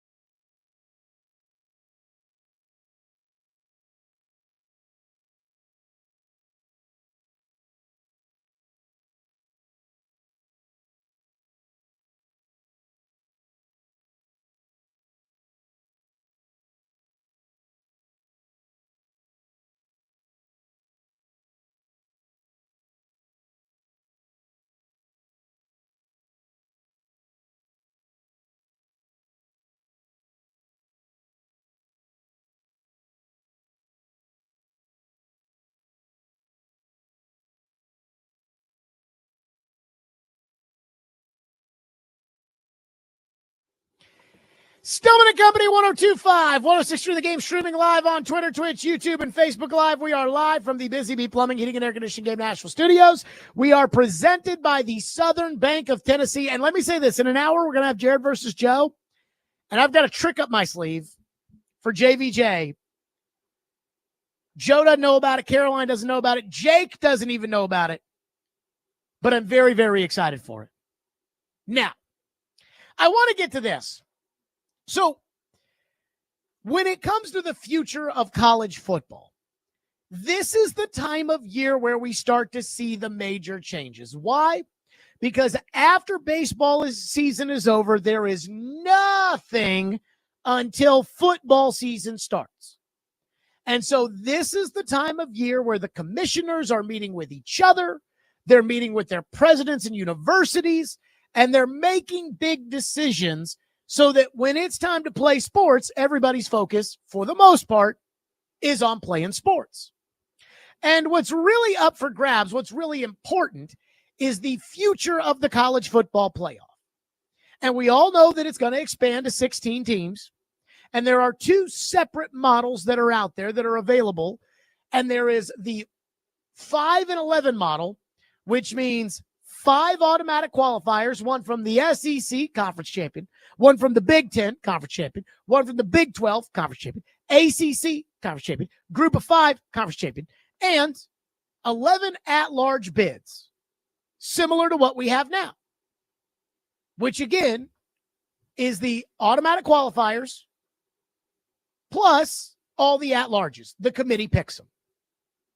And the SEC is fine with that model, 5-11. The ACC is fine with that model, 5-11. The Big 12 is fine with that model, 5-11. And Notre Dame is also fine with that model, 5-11. The Big 10 is not. The Big 10 wants what's called the 4-4-2-2 model. 4 SEC teams, 4 Big 10 teams, 2 ACC teams, 2 Big 12 teams. And the Big Ten has come up with all kinds of bullcrap reasons as to why they are trying to convince people that this is a good idea. Caroline Fenton, and you know how much respect I have for Caroline. Caroline Fenton is convinced the 4-4-2-2 model is good because she wants things decided on the field. Let's decide the 4th best Big Ten team on the field and put them into the playoff, even though they may actually not be as good as the 3rd best ACC team. But that's what she believes. But I don't even think the Big Ten believes that. In fact, I've been told, and I've said here, Tony Petitti, the commissioner of the Big Ten, he's told his conference commissioners, his conference chancellors and presidents that he's going to get 4 guaranteed spots. And everybody directly associated with the Big Ten or indirectly associated with the Big Ten seems to constantly be parroting the talking points. It's turned into propaganda, where once again, Rick Neuheisel's like, it's going to happen. Yeah, I'm sure you'd like that, CBS. So Tony Petitti, who again has been pushing the 4-4-2-2 model behind the scenes and who got pushback from Greg Sankey when it came to the SEC at their spring meetings in Destin. And Greg Sankey said, all of the numbers say we shouldn't do a 4-4-2-2 model. Greg Sankey said, I've been told we need to compromise. Well, maybe compromise needs to come from somewhere other than the Southeastern Conference, which was a giant torpedo fired at the Big Ten. Tony Petitti finally went on the record. He did a podcast and a safe space with Joel Klatt, who calls the number 1 game on Fox every week, which happens to be Ohio State. And I am going to use these 3 cuts to prove to you that the reason that the Big Ten wants the 4-4-2-2 model is not because of fairness in college football, not because that's the best way to determine a champion, but because of what I really believe, which is the Big Ten fleeced CBS and NBC into paying $350 million a year, gave away things they did not have in the TV packages, and have now given them horrible TV slates. Nevada at Penn State. They might get 1 good game a year on CBS and NBC. And that's not worth $350 million a year. How do you fix it? Simple. Easy. You give them play-in games. They can't give CBS a playoff game. They can't give NBC a playoff game. But if the top 4 teams in the Big Ten automatically qualify for the playoff, well, then 1 and 2 are going to go. That conference championship game goes to Fox. 3 plays 6 on CBS. 4 plays 5 on NBC. And it might be worth the $350 million they're getting from their 2 TV partners. So this was Tony Petitti on the number one reason why he believes that the 4-4-2-2 model is a good idea. This is from the Joel Klatt podcast. I think we've been pretty open, and we just communicated this in a recent meeting we had, in the CFP room. It's like, look, we're open to ideas. If there's better ways to do it, or there's tweaking around the AQ system, I just think ultimately it's going to be very hard to sort of figure out how you expand the field, because the alternative, Joel, to this system is expanding the field and giving the committee more to do. Because if you go to 16 and you have 11 at large, you've just added even more decision making. And the answer is, well, at that point it gets to be easy because you'll cover everybody. No, because the more spots you put into the system, the more difficult decisions you're facing, because teams start to look more alike. They all have a tough road loss. Some of them may have stumbled at home in a tough conference game. The sequencing of when you play, you might be at a really difficult place and then have to go back home and play somebody else, or be on the road for 2 weeks. Like, all of that journey is really relevant. And so I think you make it harder. So we're looking to kind of do exactly what you said, is reduce the role of the committee, let them focus on seeding, let them focus on the last 3 at-larges. Okay. So they're saying the reason we think we need this 4-4-2-2 model is because when we go to 16 teams, you're going to be asking too much of the committee. If we have 11 at-large bids, we're going to ask the committee to rank these teams. That's too much work. You do know the committee already ranks 25 teams, right? UNLV, who was 10-3 last year, not even a discussion for the playoffs, not even a sniff of the college football playoff.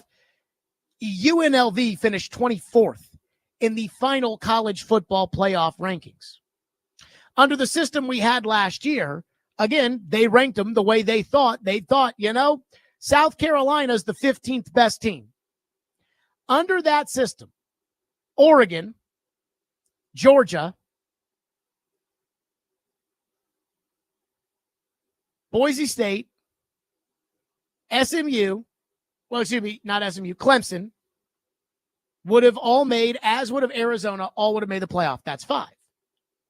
Then, on top of it, all the teams that made the playoff last year would have made it as well. Alabama would have made it. They were the 11th ranked team. Miami would have made it. They were the 13th ranked team. Ole Miss would have made it. They were the 14th ranked team. And South Carolina would have made it. They were the 15th ranked team. You're not asking for the committee to do any more work. But he's saying, oh, well, we're asking too much of the committee. We're asking too much of the committee. Uh-huh. So remember that play-in weekend I told you about? Big Ten championship game kicks off at noon on Fox. Winner and loser go to the Big Ten go to the college football playoff game.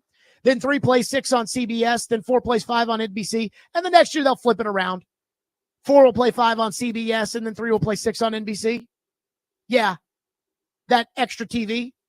Listen to Tony Petitti talk about his dream of a play-in weekend. Look, I think the play-in weekend, like, I'm only going to speak for the Big Ten, but you send some teams out there, do or die games, knowing that they have to win to make sure they're safe. Like, there could be some really great matchups around our championship game. That's a great weekend for college football. Like, the best way to market the sport is to play more good games. That's You can talk about all exactly the advertising campaigns you want. You can talk about all the slogans and all the promotion and everybody talking. But at the end of the day, what fans really care about is, like, put more good games in front of them, and they'll definitely watch. By the way, did you hear that shot? You can have all the advertising campaigns and the slogans you want. Like, it just means more. You can have all those slogans, but what people want is they want good football games, and we want play-in games. Yeah, because we don't want CBS and NBC to look at these TV packages we're giving them and say, what the hell are we paying $350 million a year for? And finally, the one that really I felt like was kind of a smoking gun, as Joel Klatt was doing his whole Dear Leader thing. But as this was going on the Joel Klatt podcast, this 4-4-2-2 model that Caroline Fenton thinks we absolutely have to have in college football, I still don't understand why we have to have it, but she thinks we have to have it. And Tony Petitti thinks we have to have it. And I know why Tony Petitti thinks that, because once again, he wants those 2 play-in games. But he is so dedicated to his playoff model that, oh yeah, if somebody comes to me with something that they like better, guess what? I'll change it. Here's what he said. Was there any argument or reason or data point given in the recent meetings that convinced you at all that 5-11 might be feasible? I said that the most recent meeting we had, like, and I've talked about this before, like, I'm open to any ideas. We said, look, we'll start off with the idea that, we've been a proponent for a certain system for about a year now. And obviously we want to hear other ideas if they are out there, and we'll study everything that's sent our way. We will study quickly. If we need independent help to evaluate it, we'll go get it. I just haven't seen anything yet, and then communicating back. And it's not me. Like, it's not my voice. It's the voice of the Big Ten. It's 18 athletic directors and coaches who have to be convinced that this is fair. Okay. So right there, he just told you everything, which is, this is the model we've thought for a year. If somebody has something better, call me. But the 5-11 model that everybody else wants, that makes the most sense, which is fine. You don't want to leave it up to the committee. Play your way in. You can win your conference. Everybody else at large. I mean, that to me, that's simple. He's like, yeah, I mean, that just doesn't make any sense. I mean, come on now. That does not make any sense. But if you have a different model, we'll do all the research to study it, which means I'm really not that committed to my own model that I'm telling you we have to do. I'm just committed to the 4 teams so I can get my play-in games, so I can keep CBS and I can keep NBC. That's why. That's why. And when you look at the slate of games that the Big Ten is giving those crappy games to those great TV contracts, you'll realize, yeah, they got to give them a little something more. They got to give them a little something more. I mean, it's a disaster with this schedule that CBS and NBC have compared to Fox. And then the other part of it was when NBC agreed to do that Saturday night primetime stuff, they thought they were getting Ohio State, Notre Dame, Ohio State, Michigan, Penn State. But Ohio State, Michigan, and Penn State in October and November won't play night games. So we've got the primetime game, but Ohio State won't play a home night game. So what the hell do we do? We figured when we got the second or third best game every week, at least we know we're not getting Ohio State, Michigan, but we're going to get Penn State versus Oregon. Nope. Can't have it. Penn State won't play at night. So this is how you make everybody feel better. You give them all a playoff game. And the only way to do that is to have 4 automatic qualifiers. And so you can't buy their bull crap because they don't even buy it. And when they say, oh, yeah, we're open to changing if you've got a better model, but not 5-11, that should tell you all you need to know. 615-737-1025, which is our phone number, 615-737-1025 here on the program. We'll get to your reaction on this. Plus, the one thing that made me sick to my stomach on all of this college football playoff stuff, we'll get to that next. Stillman and Company, 1025. What is the game?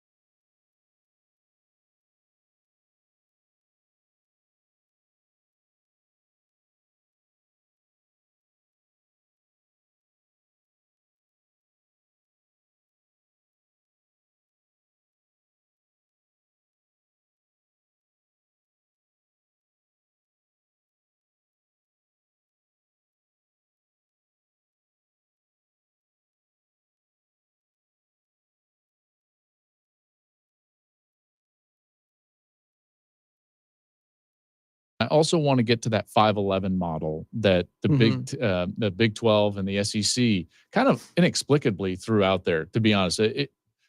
I'll be honest, I'm in this not quite as much as you. You're a commissioner, obviously, but this is my profession. When that was thrown out, that was left field.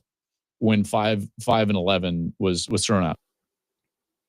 Joel Klatt on his podcast tells the commissioner of the Big Ten, I don't understand. When people were throwing out this idea of 5 and 11, I mean, what are we doing? That's crazy. Where did that come from? That came out of left field, says the propaganda arm of the Big Ten. Really? Guess what we have now? 5 plus 7. We have a 5-7 model. 5 conference champions, 7 at-larges. Everybody, when you go to 16, which the SEC is going to demand that everybody go to 16, they want the same with 5 plus 11, except the Big Ten that's 4-4-2-2. And again, they don't even believe it. They've said, oh, no, we're willing. We're willing to change. By the way, just to give you an example of how redonkulous these TV contracts are, keep in mind that for the game of the week that CBS used to have for the SEC, ESPN is paying $300 million to be able to take the SEC game of the week. CBS is paying $350 million to get the second or third best Big Ten game every week, and no playoff game, no play-in game, no. Eventually they're going to say, these games aren't very good. Why are we paying for them? For example, week 1, Fox, Texas and Ohio State. Says pretty good game. CBS, Nevada at Penn State. Whoa. NBC, New Mexico at Michigan. Hey, Jake, what do you think about those? Texas at Ohio State, Nevada at Penn State, New Mexico at Michigan. Sounds like one really good game. I mean, it's crazy. It's crazy. These terrible games. The week 2, Oklahoma State at Oregon on CBS. Boston College at Michigan State on NBC. Jake, you coming over for the Boston College Michigan State game? I don't think that one's going to be on my viewing docket for that weekend. Week 3, USC at Purdue on CBS. NBC's game is Ohio at Ohio State on Peacock. So in order for NBC to get Ohio State or Michigan, it has to be New Mexico versus Michigan or Ohio at Ohio State. They're not going to get any good Ohio State games. Like that's it. They thought they were paying for good games. They're not. Week 4, Michigan at Nebraska on CBS. And they have on the schedule Purdue at Notre Dame, but that's a Notre Dame game, and NBC has Notre Dame. So that's not really a Big Ten game. And that's still Purdue at Notre Dame. Now, we'll give them credit. NBC that night has Oregon at Penn State. That's a good game. So there's one good game to NBC and CBS in the mix so far. And then everything else is to be determined down the road, with the exception of the major games. So here are the games in November that have been handed out. Northwestern at USC on a Friday night on Fox. So it's a Friday night. Make of it what you will. So Saturday games that have been handed out that have already been given away. Ohio State, Michigan on Fox. Indiana, Purdue on NBC. Iowa at Nebraska on NBC. Fox gets the Big Ten championship game. You see what I'm saying? There are no good games. There is nothing to justify $350 million. With the exception of that one Oregon at Penn State game. There is nothing to justify $700 million combined dollars for CBS and NBC, and CBS and NBC know it. So what the Big Ten has to do is they're going to lose all of that revenue, and it's going to go down significantly. The way that, for instance, Major League Baseball has lost their $500 million for Sunday Night Baseball. They're going to lose that if they can't give CBS and NBC something good. Baseball tried to give ESPN that wild card series, still doesn't have enough juice. But that's what they're going to try to do. That's why they want the 4-4-2-2 model. They can't give those play-in games to CBS or NBC without getting the 4 guaranteed teams. So this stupid 4-4-2-2 model that Caroline believes in, again, is so stupid. And the only reason that the Big Ten's the only one that wants this is because the Big Ten is trying to salvage $700 million. The ACC doesn't have that problem. So they look at this and they say, that's stupid. Notre Dame doesn't have this problem. They look at it and they say, that's stupid. The SEC doesn't have that problem. Their TV partner is happy. But the Big Ten does. And I'm sorry, but the SEC and Notre Dame, who really hold all the leverage here with all due respect to the ACC and the Big 12, the SEC and Notre Dame do not need to be doing the Big Ten a favor. Mike from PA says, those terrible games will still probably pull better numbers than most other conferences. The Big Ten and SEC leadership need to have a one-on-one meeting and decide what will happen with the playoffs. The other conferences don't matter. Get on board and they will take teams they want and leave the NCAA. The Big Ten and the SEC could have their own champion play each other and more people will watch that. Here's the problem. You're right. We can do this without the ACC and we can do this without the Big 12, but you can't do it without Notre Dame. You cannot do college football without Notre Dame. That's like doing the NFL without the Cowboys. You can't do it. So Notre Dame gets a say too. So they've still got to be in the mix. And on top of it, why would the SEC agree to this? Why would the SEC, when you say the SEC and the Big Ten need to get together, why would the SEC go into business with the Big Ten? The Big Ten today would give whatever it takes to have an AFC-NFC relationship with the SEC. But the SEC has 9 power teams, at least. Florida, Georgia, Tennessee, and we're talking about history and resources and everything else.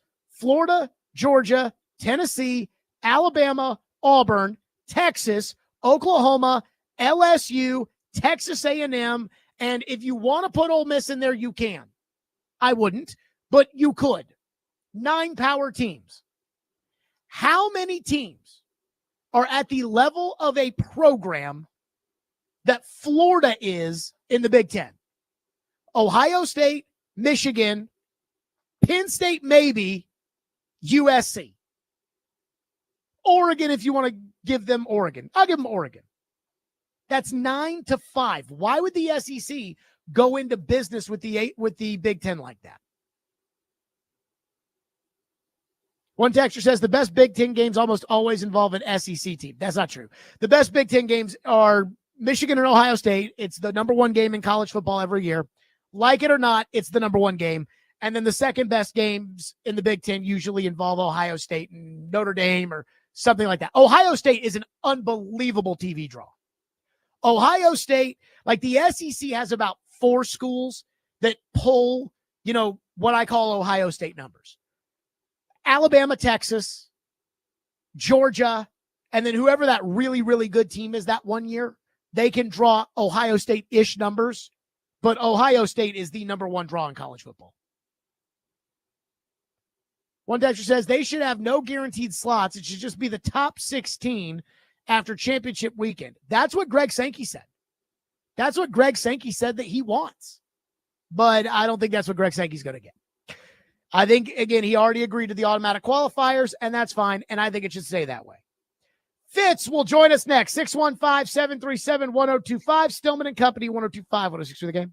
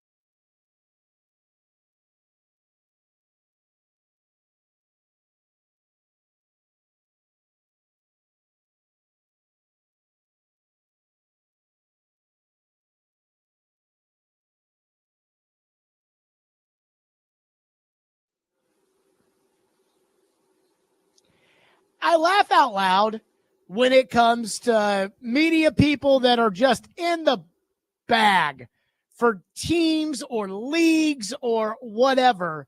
And it drives me a little batty when you don't know who's in the bag for whom.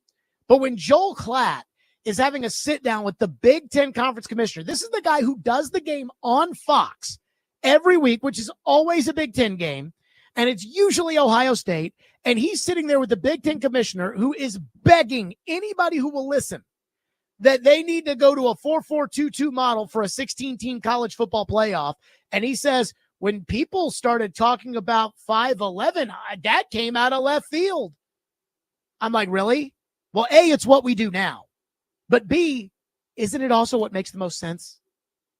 Why would we just arbitrarily go to a system where the SEC is giving up potential spots so the Big 12 can have 2 teams in there? Because if we had a 4-4-2-2 model last year, South Carolina, who was the 16th team in, is out, and BYU, the second team in the Big 12, is in. Why would the SEC do that? Why would anybody else do that? And yet, Joel Klatt with a straight face looks at everybody and says, I don't understand that. Jason Fitz joins us now on the program. Fitz, your coworker, Caroline Fenton, is convinced we need a 4-4-2-2 model in college football. She's the only person I know who thinks that. And yet, at the same time, the Big Ten is A, convincing everybody this is going to happen, and B, trying to sell it as much as they possibly can. The SEC so far has not taken the cheese. The ACC, the Big 12, and Notre Dame are all out on it. Fitz, what's your read on the situation and the future of the playoff in college football? Yeah, no, look, I mean, by the way, if I was the commissioner and star of all things college football, I would simply give us the 12 best teams. I don't care where they come from. That's never going to happen. So what you have now is a Big Ten that is desperately scared of being left behind. And they're just desperately scared of being usurped by the SEC to a level where they just become closer to the ACC than they are to the SEC right now. So they're doing anything they possibly can to protect the Wisconsins of the world. And I just don't know how much we should actually care about the Wisconsins of the world. Like, I think one of the jarring things that's about to happen from college football playoff expansion is that a group of fans are going to have to really figure out that they are not part of the haves. They're actually part of the new model of have-nots.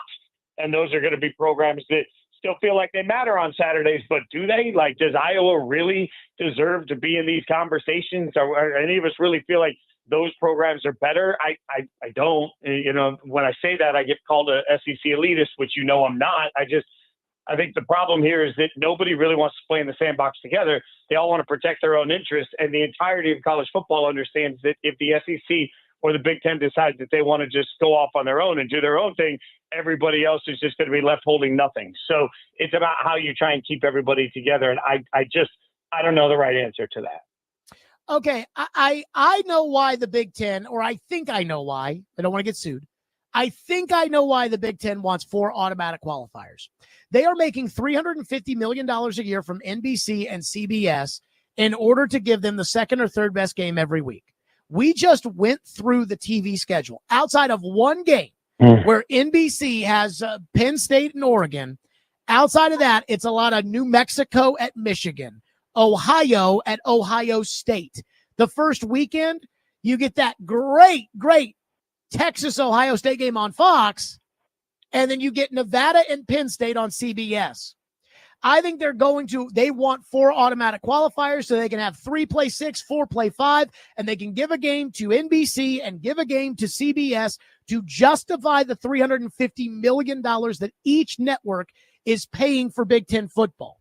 We've seen ESPN pull out of Major League Baseball with Sunday Night Baseball because they thought they were paying too much and weren't getting enough in return. Am I crazy, Fitz, for saying this is why the Big Ten is the only one who wants this Fakata 4-4-2 model? I don't think that's crazy. I mean, everything's about trying to figure out how to keep your broadcast partners happy so that you get more from them next time, right? Like, I think that's pretty fair to say through the process of it. And look, this comes back to when you look at the Big Ten as a whole, one of the problems that the Big Ten has, and this is an argument I made, obviously, growing up in Vegas, I'm the only person in the world that ever cared about UNLV football. I get that, but UNLV football is not particularly relevant. But I would argue that when Odom left UNLV football this year to go to Purdue, he actually took a step back because he has a better shot at making the college football playoff every single year at UNLV than he does at Purdue, which is weird. Like, we just have to accept that what the Big Ten has right now, and this is what they're trying to market to their broadcast partners.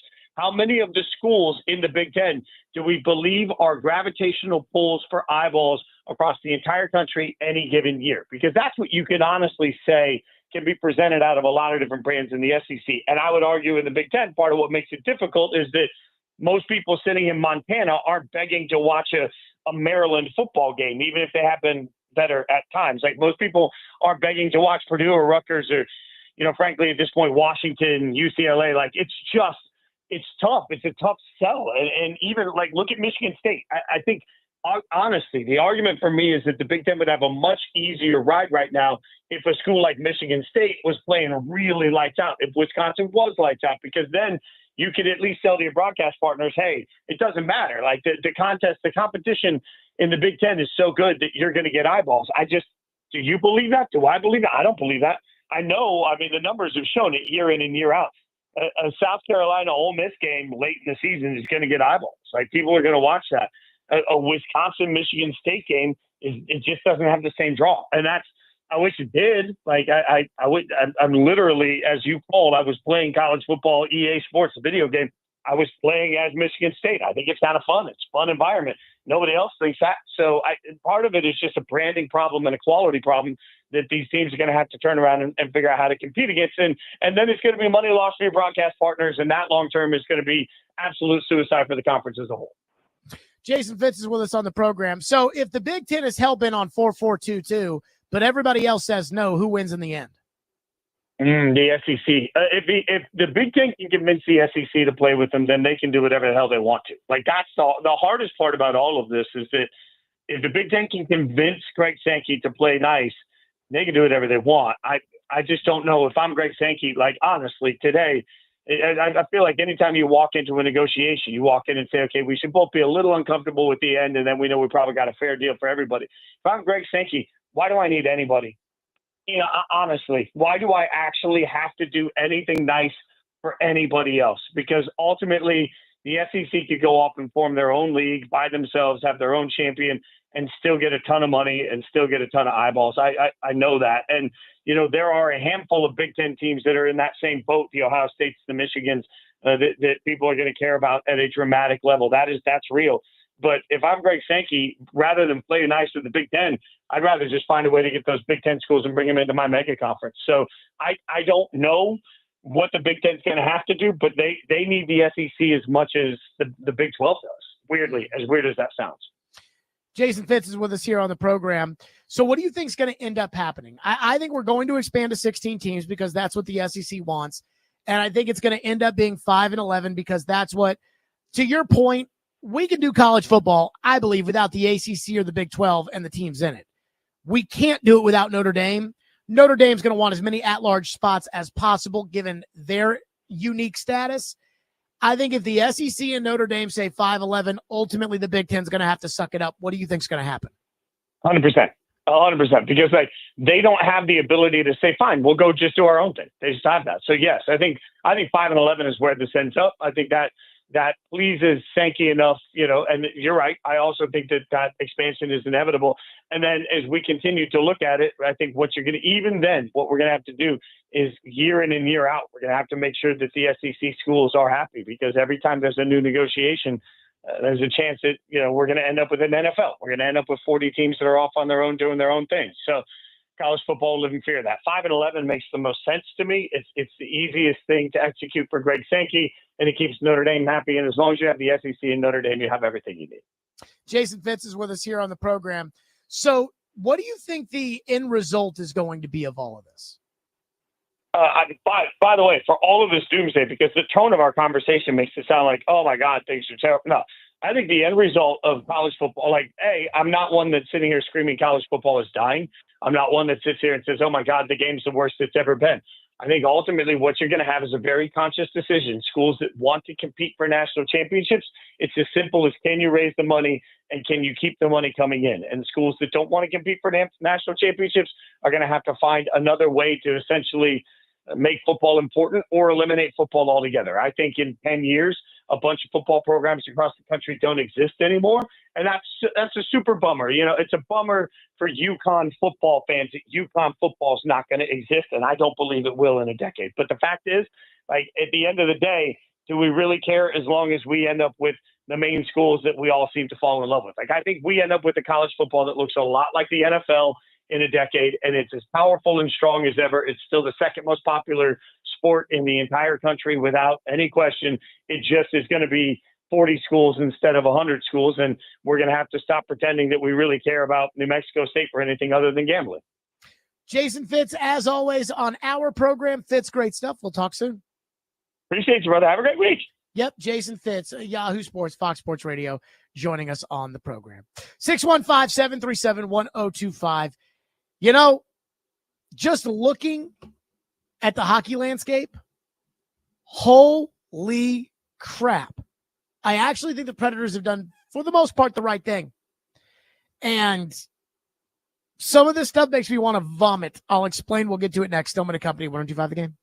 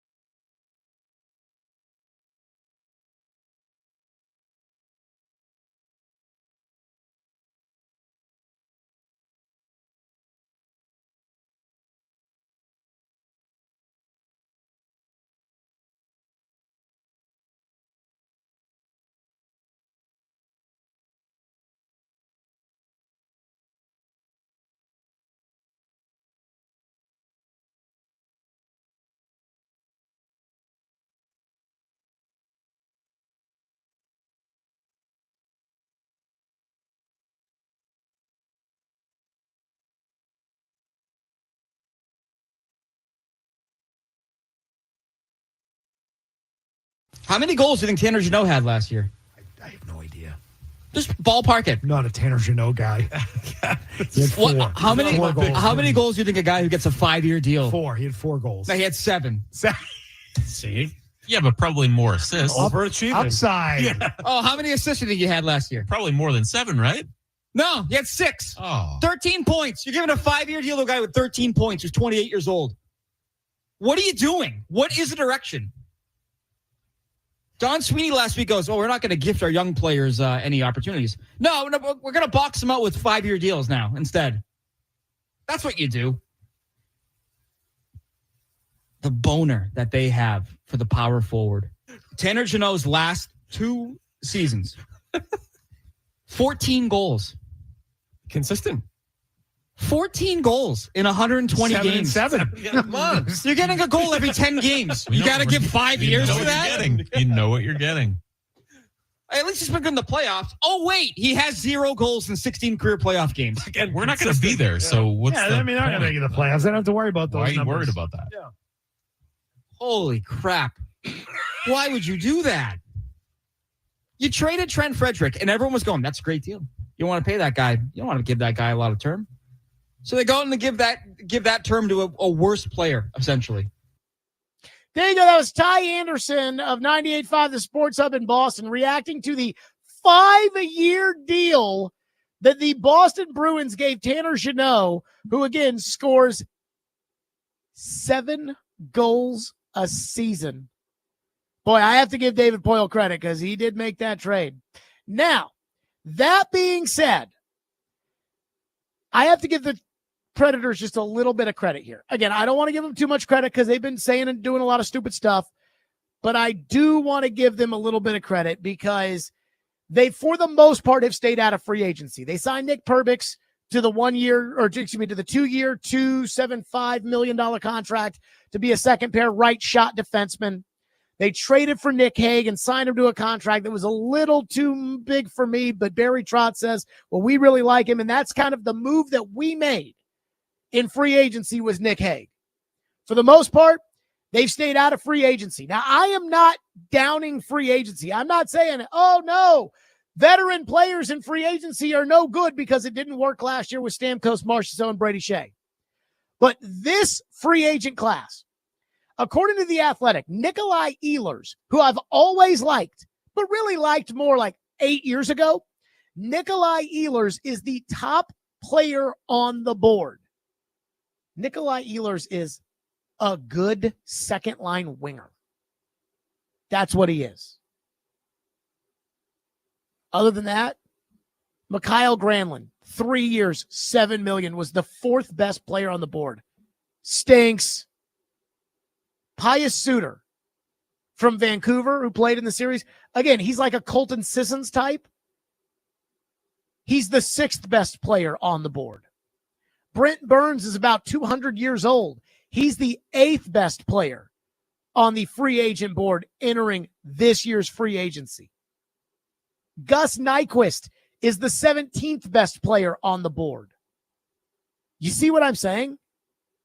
Anthony Beauvillier was the 21st best player on the board. And he sucked. I mean, guys who suck. So instead of giving somebody like Tanner Jeannot a 5-year contract because, well, we just have to go sign somebody, the Predators, I think, have done a pretty good job of minimizing risk in free agency. 5-year contract for Tanner Jeannot. I'd love to know if there's a no movement clause in that. A bottom 6 forward who doesn't score, doesn't play in the playoffs, but hey, he'll fight. Yes, that's who you need. I mean, again, I can't tell you about some of these guys. Mason Appleton, I can't tell you about him. But I can tell you about Anthony Beauvillier. And what happens with some of these teams when it comes to free agency is there are teams like Dallas that'll sign guys, 1 year, 2 years, little money. The guy got dumped in this place, but he fits in our lineup by batting a little bit lower. Think of Duchesne. That's what we'll do with them. But for the most part, what a lot of these teams do is they've just got money burning a hole in their pocket. And they're like, well, we got to sign somebody. So they take someone that they don't know who's not any good, and they give them a bunch of money and they give them a bunch of years. And then in the middle of the season, they're like, oh, yeah, this guy actually kind of sucks. Well, when you're paying Nick Pervix $2.75 million, even if he sucks, it's like, well, you're paying him $2.75. And you're paying him for 2 years. You're not paying him for 5 years. And some of these contracts and some of these players just freaking suck. And they're just some stupid contracts. And when I saw Jano got 5 years, I mean, Ryan Lindgren got 4 years. 4 years. The guy had 4 goals last year. Granted, he's a defenseman, but he had 4 goals. $7 million a year from Mikhail Granlund. Holy crap. Free agency stinks this year. Some years there are some good players out there. Most of the good players kind of went out the door. I'm just reading the contract grades The Athletic has. Granlund, C-. Jeannot, D-. Tanner Jeannot's deal with the Bruins and the lessons not learned. D-. See if there's any other good ones here with the contract grades that I just laugh at. So I give the Predators credit. I think the Predators have done very well in free agency to not get involved in just giving money to players who suck because, he's a center and got to have a center. Although they did kind of do that with Eric Halla, but for the most part, they have avoided doing this stupid stuff. Jared versus Joe is next. 615-737-1025 here on our program. And I'm just going to tell you, I have a trick up my sleeve. This is not going to be your usual Jared versus Joe. That is next. Stillman & Company, 1025-106 Radio Game.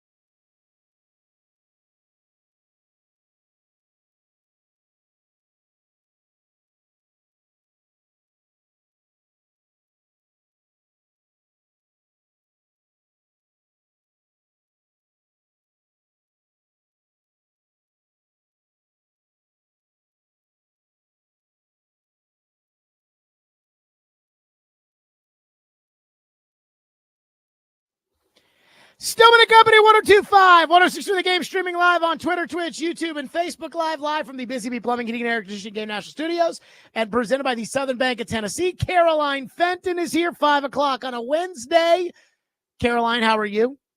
We're doing a full, 12-hour shift, 5 a.m., 5 p.m. Look at us. I know. Did you take a nap today? I did not. I powered through.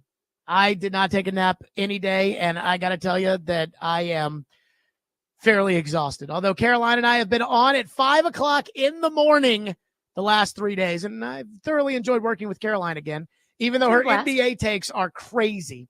Joe Rexroad, you're one about how you think that Cleveland is for sure better than the Milwaukee Bucks now, and I don't know why you'd think that. Joe Rexroad is with us. Hello, Joseph. How's the gout? Hello. It's getting better. Thanks for asking. The bout with gout. And with that, it's time for Jared versus Joe.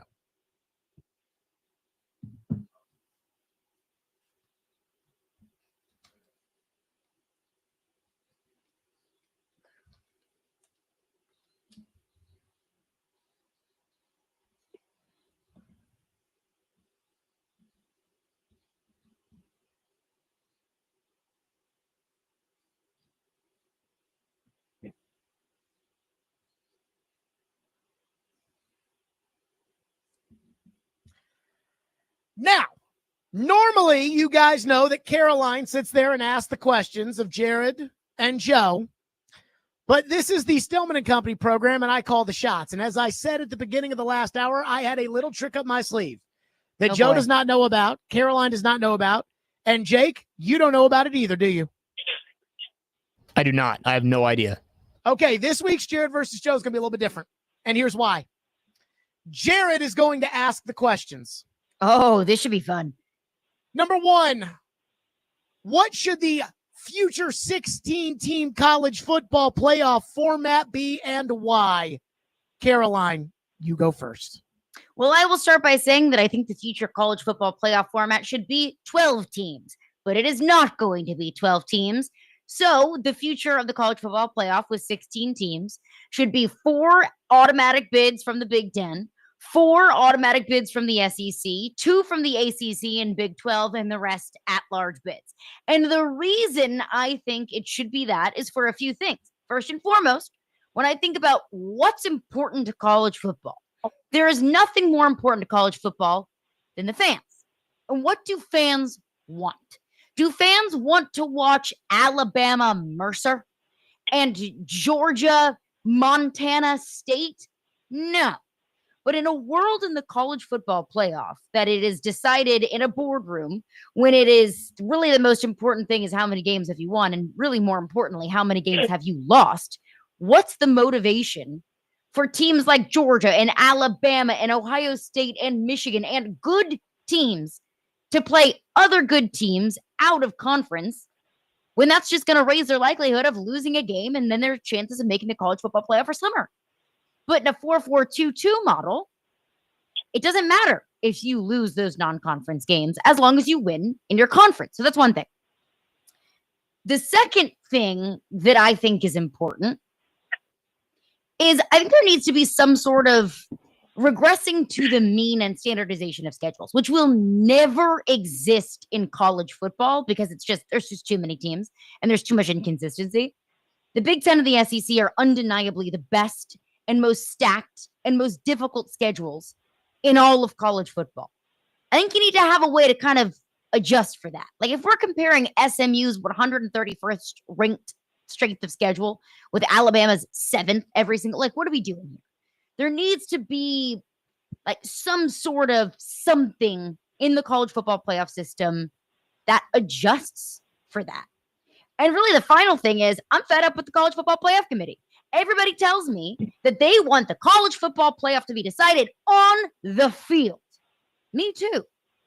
A 5-11 model does not decide the playoff on the field. It decides it in a boardroom. The 4-4-2-2 model is what most resembles the NFL. And in the NFL, the 7 best teams in the NFC get in, the 7 best teams in the AFC get in. Well, in this model, 4 best teams in the SEC, 4 best teams in the Big Ten, so on and so forth.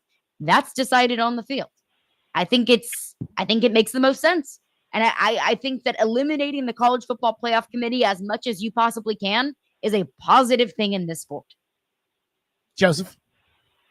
Yeah, that might be your worst take I've ever heard from Caroline Fenton. I mean, first of all, I mean, the biggest. First of all, let's all agree here. You say we can all agree. Yeah, I'd like to see Alabama Mercer go away too. You think that the 4-4-2-2 model is going to get rid of those games? No, I don't think it's going to get rid of those continue games. to happen. I don't think it's going to get rid of those games, but I do think a 5-11 model gets rid of Alabama, Florida State that we get week 1, or LSU, Clemson that we get week 1. Like, we're not going to have those games anymore. Lane Kiffin even said it as much last year. Why would we schedule these tough non-conference games when all that matters is that we go 11-1 or 12-0? Why would you schedule those difficult non-conference games if it's going to lower your likelihood of getting into the playoff? Why are you scheduling those games if all that matters is your conference standing? Because if all that matters is that you get into the top 6, and by the way, hold on, let me go ahead and give my take here. You know, you talk about what fans want. You think fans want these stupid gimmicky play-in games on championship weekend? I don't. And also, why the heck, if these teams are only worried about their division, say all that matters is what they do in conference. Yeah, money. So you're going to tell that to a coach? Okay, just do it for money. Okay, fine. We'll play the game, and I'm going to sit all my key players because this game means nothing. If the committee is judging you by your strength of schedule, which the SEC is pushing now, and they're right to push it, to make it more impactful, to make it more important, well, then you better play those games. And those games are going to matter because you're going to be compared against everybody else. If all that matters is what you do in your conference, those non-league games mean nothing. And even if you play them for money, you're just going to sit your quarterback. They're preseason NFL games. I mean, we're all guessing hypothetically how this will be impacted. Sure they are. Why do they matter? They matter not at all. If we're judging people by the strength of schedule and by how they perform against their whole schedule, those games do matter. You better play a game like that. And that's especially true of the SEC if they're not going to go to 9. So, I mean, right there, I think your argument is flawed. And, look, I mean, I'm just probably more than anything, I'm offended by the entire idea in this arena that's supposed to be competition that we would just grant these bids to the SEC and Big Ten because they have more money. I can make the case, Caroline, that in a given year, especially if Bill Belichick's going to get North Carolina going, I can make a case that in a given year at Florida State, Miami, Clemson, well, fine, but I can make a case even without that in certain years the ACC can have more good teams in the Big Ten. This is just the entire reason they want this is, or the number one reason, and this is 2 different Big Ten ADs have told me this, because they want to know the certainty of the money. They want to know every year they can budget 4 teams worth in the playoffs. It's a huge deal in the current environment when you're trying to figure out player compensation. But I'm sorry, the SEC doesn't need this at all. They will do better without this. And everyone should reject the idea of giving the Big Ten a life raft in that year where they only have 3 worthy teams. I am with you that I think the playing games are kind of dumb. Like, I could do without those. But, I like the model. But like everyone says, well, the SEC, that wouldn't be good for the SEC. So the SEC is doing what's best for them and what's best for college football. Well, what's wrong for Tony Petitti for fighting for what's best for the Big Ten? Because the only reason that the SEC, the ACC, and the Big 12 don't like this is because it doesn't help their own respective conferences' bottom lines. All that Tony Petitti is doing the exact same thing. He's just fighting for a different structure. But I understand why he is, and that's fine. I mean, good luck to him, but I hope not too much luck. And I'm very happy because I thought the SEC was going to go along with this. But in Destin, the coaches are like, why the hell do we want this?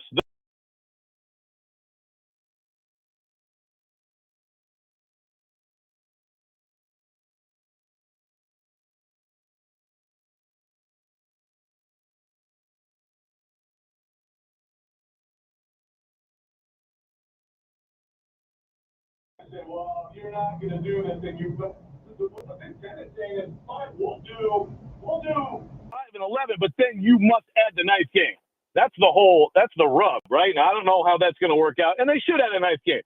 But I would also make the case that there are years where a lot of SEC teams' 8-game schedule still has way more challenging Saturdays on it than most Big Ten teams' 9-game schedules. And again, that's why I give the SEC coaches credit, and I am happy to see that they didn't just get ignored after they left Destin. You know, the SEC is giving them serious regard, and they should. And so I think it's going to fail. I hope so. I mean, again, anybody who likes competition should be offended by the 4-4-2-2 idea. And also to your point on the NFL, Caroline, yeah, I mean, if we truly had schedules that were equitable to a point like the NFL does, then fine, but we don't. You still, in these ridiculously big leagues, you just can, in a given year, I mean, Indiana's an example last year. They just happened to get a much easier run than some other teams, and they got into the playoff as a result of it. But you say people who like competition should be offended by this. Isn't this the true essence of competition? Because the teams that get in based off of their record and their record alone. No, because at a certain year, get it based off of their record. How is it competition if it's a bunch of old dudes in a ballroom and a Dallas Ritz-Carlton that's deciding who gets in the playoff? We've been doing this forever with basketball, and we complain every year, but ultimately, I don't want it to change. I love Selection Sunday. We can tweak the system. We can make it more transparent. We can make schedule strength matter more. I want human beings to be able to look at a situation like Jordan Travis of Florida State being out and say, well, by all numbers, Florida State should be in the playoff. But you know what? They're not good anymore. They lost their quarterback. Alabama's in. That was the right decision. That's why I want human beings making these decisions. I can't believe you thought leaving Florida State out of the playoff was the right decision. You wanted to watch that team without Jordan Travis lose by 30? Why? That team that won the ACC championship against Louisville without Jordan Travis? Yeah, because they did everything right. Because they went 13-0 and they won their conference championship. Great. And then they lost their quarterback and were not nearly the same level of team. They lost their quarterback before the conference championship game. They also lost their backup, but their backup was going to come back. Right. And I don't care about the backup. They were not good enough to be in the playoff. It was the right decision.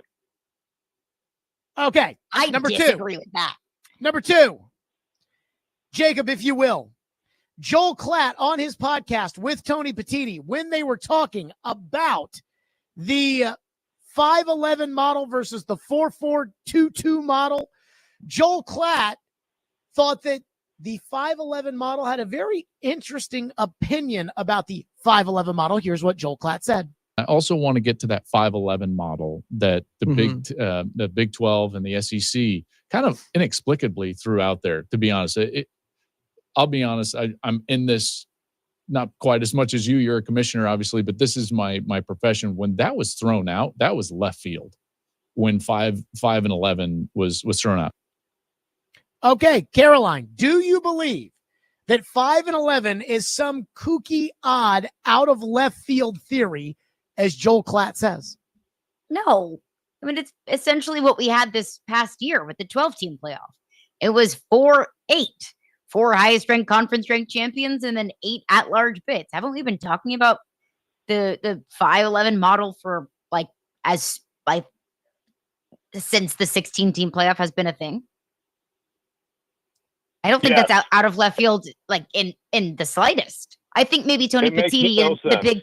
It makes no sense. Like, I mean, Tony Petitti and the Big Ten people might want to make it seem like Greg Sankey has thrown it out of left field, when in reality, I think Greg Sankey just is bringing, new perspective to the negotiating board when the Big Ten thought that the SEC was on board for the 4-4-2-2.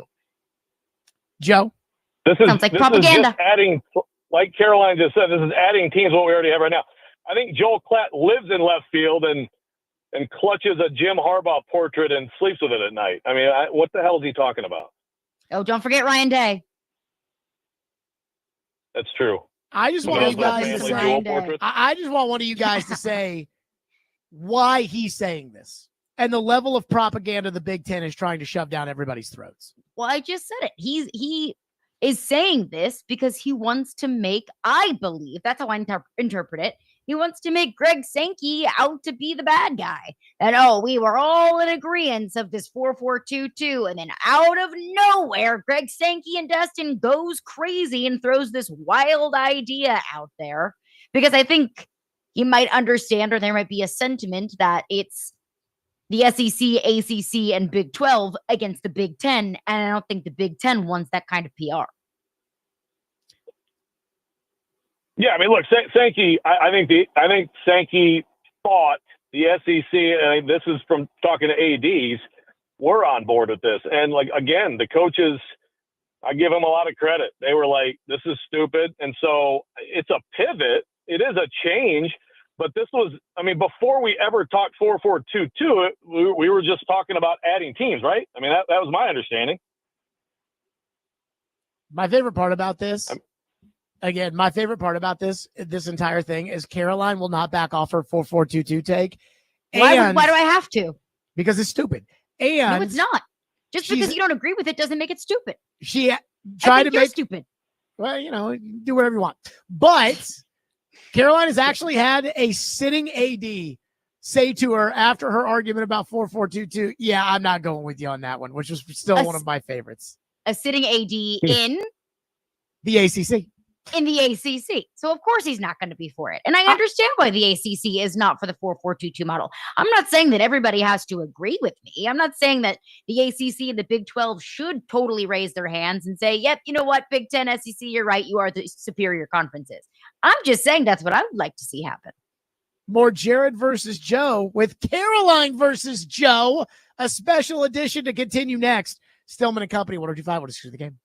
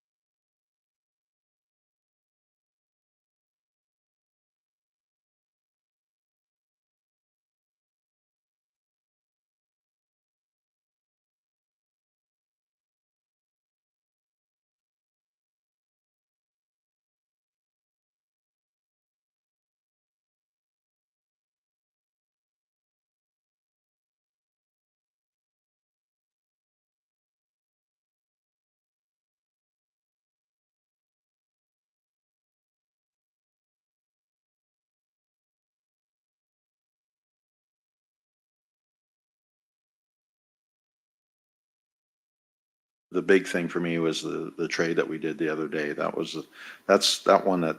one feels absolutely right for where we want to go with this team.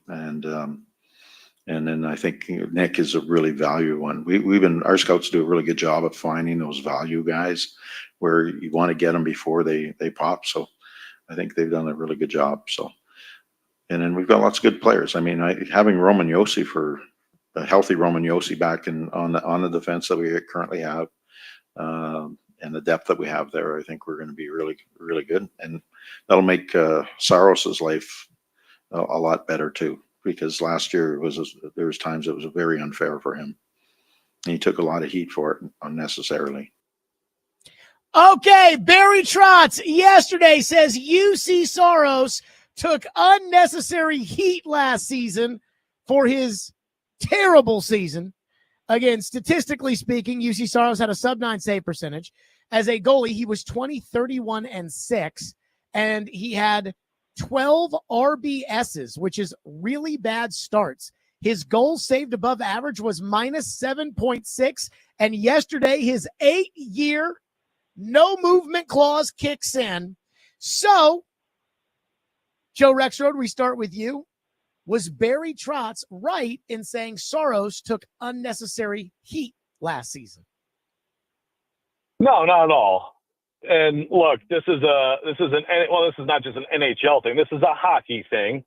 So it's never the goalie. It's always we could have helped him. The goalie is never at fault. He's never flawed. The goalie is fragile and precious, and we must protect him at all costs, including with our public comments. I may have missed something, and maybe it was you, Jared, but I heard you talk about him plenty. We talked about him plenty. We talked about him on our show plenty. I've seen what was been written and talked about elsewhere.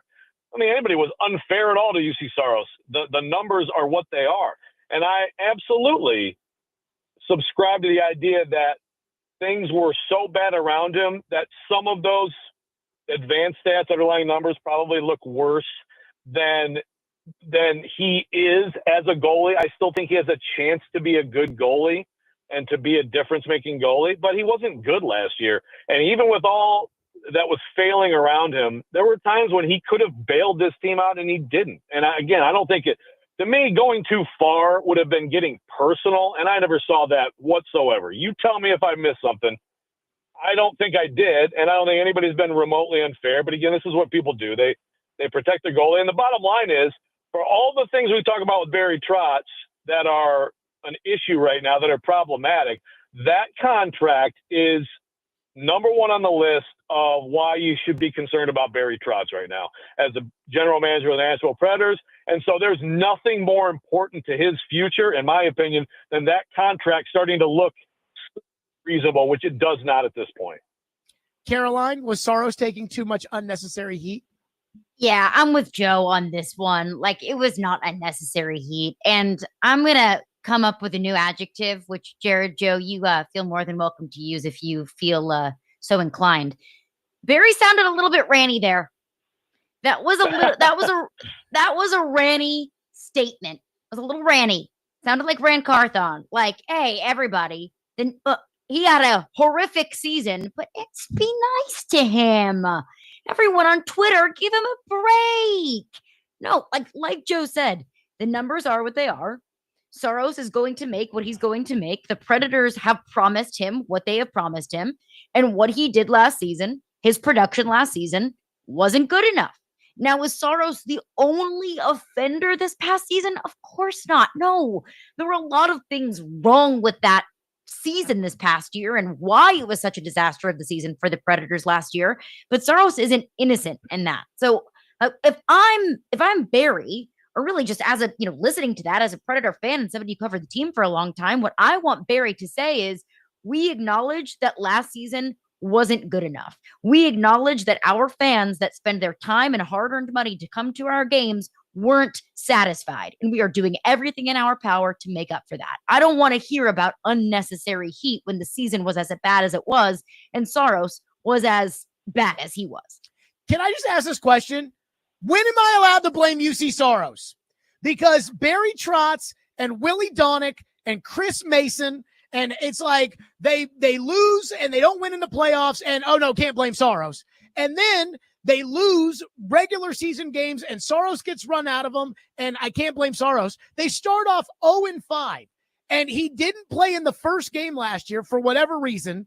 And then of the 4 losses, that started after that first loss, Soros had a sub-9 save percentage in 2 of the 4 and got run out of 2 of those games against crappy Seattle and crappy Detroit.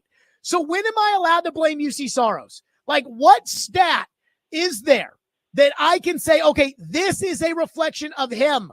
Because it's like when they win games, it's, oh, Soros, he's so great. And when they lose, it's can't blame Soros. So when can I blame UC Soros, Barry? When can I blame him, Willie? When can I blame him, Hal Gill? When can I blame him, Chris? I thought you were the question asking moderator today. I am. That's my question. When can I blame him? You can't handle not talking this much? No, I just want to air out that grievance. When can I blame him, Hal? When can I blame him, Chris? Well, the Avengers would say never. I mean, and I'm okay with not being Avenger. I will You say are- that. unlike- But I am getting over this whole, you can't say anything bad about the goalie. Like the goalie holier than thou sentiment is tired. He's 5-11 in the playoffs. And look, is the blame plot pie 100% UC Soros? No. But I'm sick of hearing, well, we got to be better around him. Well, it's the defense. We got to be better around him. The Predators aren't setting him up in good positions to win games. Like, that's just, yes, I'm with you. At what point is it his fault? At what point can we say the goalie isn't good enough? And at what point can we say, yeah, the criticism is fair and justified? Okay, last one. The Milwaukee Bucks. And what was knew a this was coming. shocking move in the NBA. The Milwaukee Bucks yesterday. Damian Lillard has a torn Achilles. He will not play this year. They stretched out his contract and waived him, which was something that I did not know you could do in the NBA, but it created the cap space for the Bucks to sign Miles Turner away from the Pacers as the Milwaukee Bucks try to win another championship with Giannis Antetokounmpo, who has 2 years left on his contract and has been throwing out subtle hints that he may want out of Milwaukee. Joe Rexrode, was it a good decision by the Milwaukee Bucks? The decision to get rid of Dame? To get rid of Damian Lillard, stretch out his contract, and bring in Miles Turner. And how much of a threat are the Bucks to win the Eastern Conference? I think it was worth a shot, and it reeks of desperation to me. But also, if you're them, I would be desperate because the tea leaves have been saying Giannis is like, look, man, it's just not happening here anymore. I got to look around. Of the Hail Marys they could have thrown, I don't think it's like worthless or pointless. Maybe there's a shot. Maybe he'll look at that. I mean, they signed Gary Harris. They've done some other things. Like, maybe they'll be able to talk him into staying. So, I think that they were in a bad spot. They have been. They still probably are. But at least they've given themselves a chance, I guess. So I guess I can't say it's a bad move. Caroline? I just think committing yourself to $220 million over the next 5 years, which is exactly what the Bucks are doing with paying Damian Lillard, $113 million over the next 5 years, and then paying Miles Turner $107 over the next 4. You're paying up $220 million over the next 5 years, and that's the best you got. Like that, I think that committing yourself to $23 million in dead money over the next 5 years is just bad business. And look, I understand the Bucks were in a desperate position, and I understand that their hands were tied. They also put themselves in that position. They gave away all the picks for Drew Holiday, which it paid off. They won a championship. But then in 2023, after a couple of early playoff exits, suddenly he wasn't good enough anymore. And they traded Drew Holiday for Damian Lillard. And then it's been even more early playoff exits. So it just kind of feels like the Bucks right now are stuck between a rock and a hard place. And they just dug themselves into an even deeper hole. Now, the East is wide open. So if the Bucks can make a run in the playoffs and make a run, meaning get to the Eastern Conference Finals, get, of course, to the NBA finals, then yeah, they'll say that was worth it. We can keep Giannis happy. I just, even with Miles Turner, who doesn't really move the needle that much for me, I don't view the Bucks as an Eastern Conference Finals kind of contender, and certainly not a championship contender. Joe? Yeah, I mean, I look, I wouldn't put them at the top of the list if Giannis is there, and I like Miles Turner. I mean, I don't disagree with the ridiculous money involved in this, but no, right now I have them behind Cleveland. I have them behind Boston. Even without Tatum? Indy is toast next year. Well, yeah. And now there is some hope for Tatum in the postseason next year, right? I don't think so, but even if there is, I mean, they've made all the other moves this year to get rid of Drew Holiday, and they didn't re-sign Luke Cornett, and they got rid of Porzingis, and they got rid of all those guys. Do not even bring up Luke Cornett in this conversation. They don't have a post player. When you've used him as the poster child for insignificant moves in NBA free agency all week long. So they've got they kind of getting under that second apron, Joe. Well, Tatum, I mean, look, Tatum has to, and some of these Achilles things are obviously different now. He has to be able to, be there next. But if not, then fine, take them off the list. Cleveland for sure, though. And Cleveland, to me, this year, if they don't get hurt, I think that they beat Indiana. So I'm still a believer in Cleveland. Okay, Caroline wins this week. Yay! Why? There was something you said in that last part that I agreed with, and then I was going to say you win this week because of that, but I forget what it was. You don't even have a reason. I mean, it's hilarious. It's clearly Caroline impactful. with the 4-4-2-2. You know what? So here's why I was not judging the competition. I was not judging Caroline on the 4-4-2-2 take because I knew what that take was going to be ahead of time. Like, I knew what that take was going to be ahead of time. You know why I'm giving Caroline the win? I'm giving Caroline the win because, Joe, you didn't push back hard enough against her Damian Lillard, they're spending too much money take when it's like, but Damian Lillard tore his Achilles. What are they supposed to do? Just not do anything about it? And you didn't push back tear his against Achilles it, so every year wins. for the next 5 years. Yeah, you're just talking to hear yourself talk, Jared. But you are the Big Ten. You are, rather than being willing to compete today, you said, you know what? We're just going to get an auto bid, and I'll be the judge. So good job to you, Jared. Congratulations to Caroline. Thank you very much, too. Joe. It was a pleasure. Talk about a debate between the two. A debate unlike any other. 615-737-1025, which is our phone number, 615-737-1025. I heard Andrew Burnett say something yesterday that I got to tell you, the Trotz thing about the Soros criticism pissed me off, but this one might take the cake. And I think it was a throwaway line, but that's okay. We'll get to it next. Nobody Company 125 the game.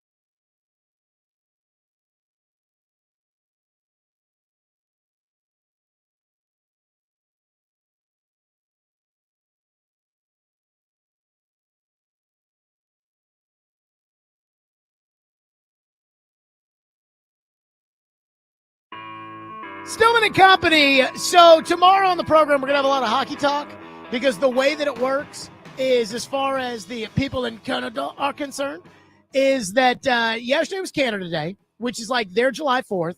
And then after a couple days, the free agency dust settles, they all go off to their cottages. And when they all go off to their cottages, like they're done with hockey until basically training camp. And I feel like for us, that's kind of going to be the same way. We're going to put hockey off in the cottage after tomorrow, and then it's pretty much all football until we get going with training camp for the Titans, and then we'll see the Predators, when they hit the ice in October. And I say that because there was something Andrew Burnett had a media availability yesterday, and there was one thing he said that when I heard it, my head popped up. I said, hold on, you got to be kidding me. So Robbie Stanley, I thought, asked a very good question. Remember at the end of the year, when Andrew Burnett gave a press conference and we didn't know if Andrew Burnett was coming back as coach or not, and he talked about taking time off to reflect about the horrendous season that the Predators had. This was what Andrew Burnett said. This was the question from Robbie and Andrew Burnett's answer. You mentioned at the end of last year, needing to take some time away and get away from it, and then going back and reassessing. So as you've done that and you've had some time, what are maybe some of the things that you've come away with that you're trying to really hammer down and correct next year?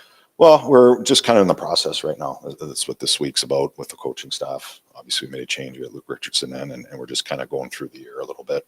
I think you take a step away, and I think a lot of times you take a step away, it wasn't as bad as you really thought.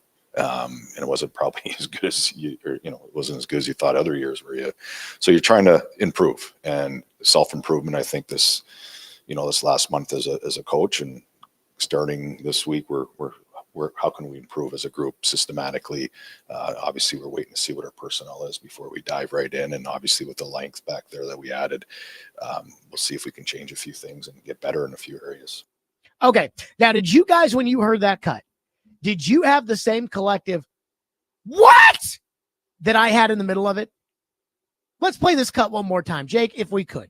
Let's play this cut one more time. And again, I'm going to just leave my mic up, Jake, because I'm going to have my collective what when he says it. You mentioned at the end of last year, needing to take some time away and get away from it, and then going back and reassessing. So as you've done that and you've had some time, what are maybe some of the things that you've come away with that you're trying to really hammer down and correct next year? Well, we're just kind of in the process right now. That's what this week's about with the coaching staff. Obviously, we made a change. We had Luke Richardson in, and we're just kind of going through the year a little bit. I think you take a step away, and I think a lot of times you take a step away, it wasn't as bad as you really thought. And it wasn't probably as good as it wasn't as good as you thought other years were. So you're trying to improve and self-improvement. I think this. Wait. Hold on. Hold on. Give this cut to me one more time. I want to make sure I heard that Andrew Burnett said this. Again, play the cut. And we can skip Robbie's question. Just kind of in the process right now. That's what this week's about with the coaching staff. Obviously, we made a change. We had Luke Richardson in, and we're just kind of going through the year a little bit. I think you take a step away, and I think a lot of times you take a step away, it wasn't as bad as you really thought. And it wasn't probably as good as A lot of times you take a step away, and it wasn't as bad as you thought. What? Hold up. So, Andrew Burnett, what was your reflection on last year? Well, when I took a step away and I reflected on last season, hey, it wasn't as bad as I really thought. It wasn't? It wasn't as bad as you thought? Dude, last year was awful. It was an unmitigated disaster. It was horrendous. This team was the third worst team in hockey. The third worst. This team lost 52 games last year in an 82-game season. There was nothing to talk about on the radio every week except, are you going to fire the coach? Are you going to fire the coach? Are you going to fire the coach? The games were unwatchable. The team was awful. The players they were putting on the ice outside of the old guys who weren't worth a crap last year for whatever reason were a bunch of bums I'd never heard of. England, Blankenberg, Willsby, Barron. I mean, I'd see Kiefer Bellows. I'm like, who the hell is that? Last year was that bad. And I got to say, The way Andrew Burnett said that, because a lot of his answer was just generic coach talk. It was, well, we've really got together as a coaching staff. We've really decided to go over last year. Sometimes take a step back, don't totally see, everything that you saw, that sometimes when it's good, it's probably not as good as it felt at the time. And so, we're just really focused on getting the personnel pinned down. And then we'll continue on every day through the process, working up, blah, blah, blah, blah, blah. But here's like I say about using throwaway lines and cliches and everything else that coaches usually do. Andrew Burnett needs to inspire some confidence in the people of this town that he has a freaking clue about what he's doing. So when you sucked as bad as they sucked last year, and make no mistake about it, they sucked.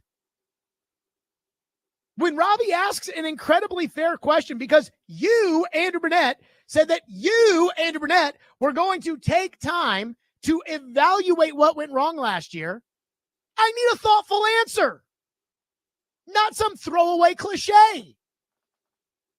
Again, you win all your games, or you're not on the hot seat, or people in town think you know what you're doing. You can cliche us till the cows come home. We won't play the cuts. It won't matter because it's whatever, cliche, coach talk, bull crap, whatever. But when you had the season that they had last year, and you say something as redonkulous as a lot of times you take a step away and it wasn't as bad as you thought, I think to myself, are you crazy? Did you watch last season? Your reflection was it wasn't as bad as you thought. How bad did you think it was last year? Did you think you went 1-81? You do know that at the exit interviews, one of your highest paid and most notable players basically said, hey, where I used to play, the coach there, he knows what he's doing. And you're going to tell me that wasn't bad? That wasn't as bad as we thought. What? So, again, I know it was probably just a cliche. It was probably just a throwaway line. But when you had the season you had last year and you're asked a totally fair question, which was invited by what you said when you were trying to keep your job at the end of the season, you should answer it with some thoughtfulness about what the hell actually went wrong last year to make us think that you actually have a clue as to how to get the train back on the tracks. A lot of times when you step away, it wasn't as bad as you thought. No, Andrew, let me tell you something, baby. It was that bad. It was a train wreck. Stillman and Company, 102.5 The Game.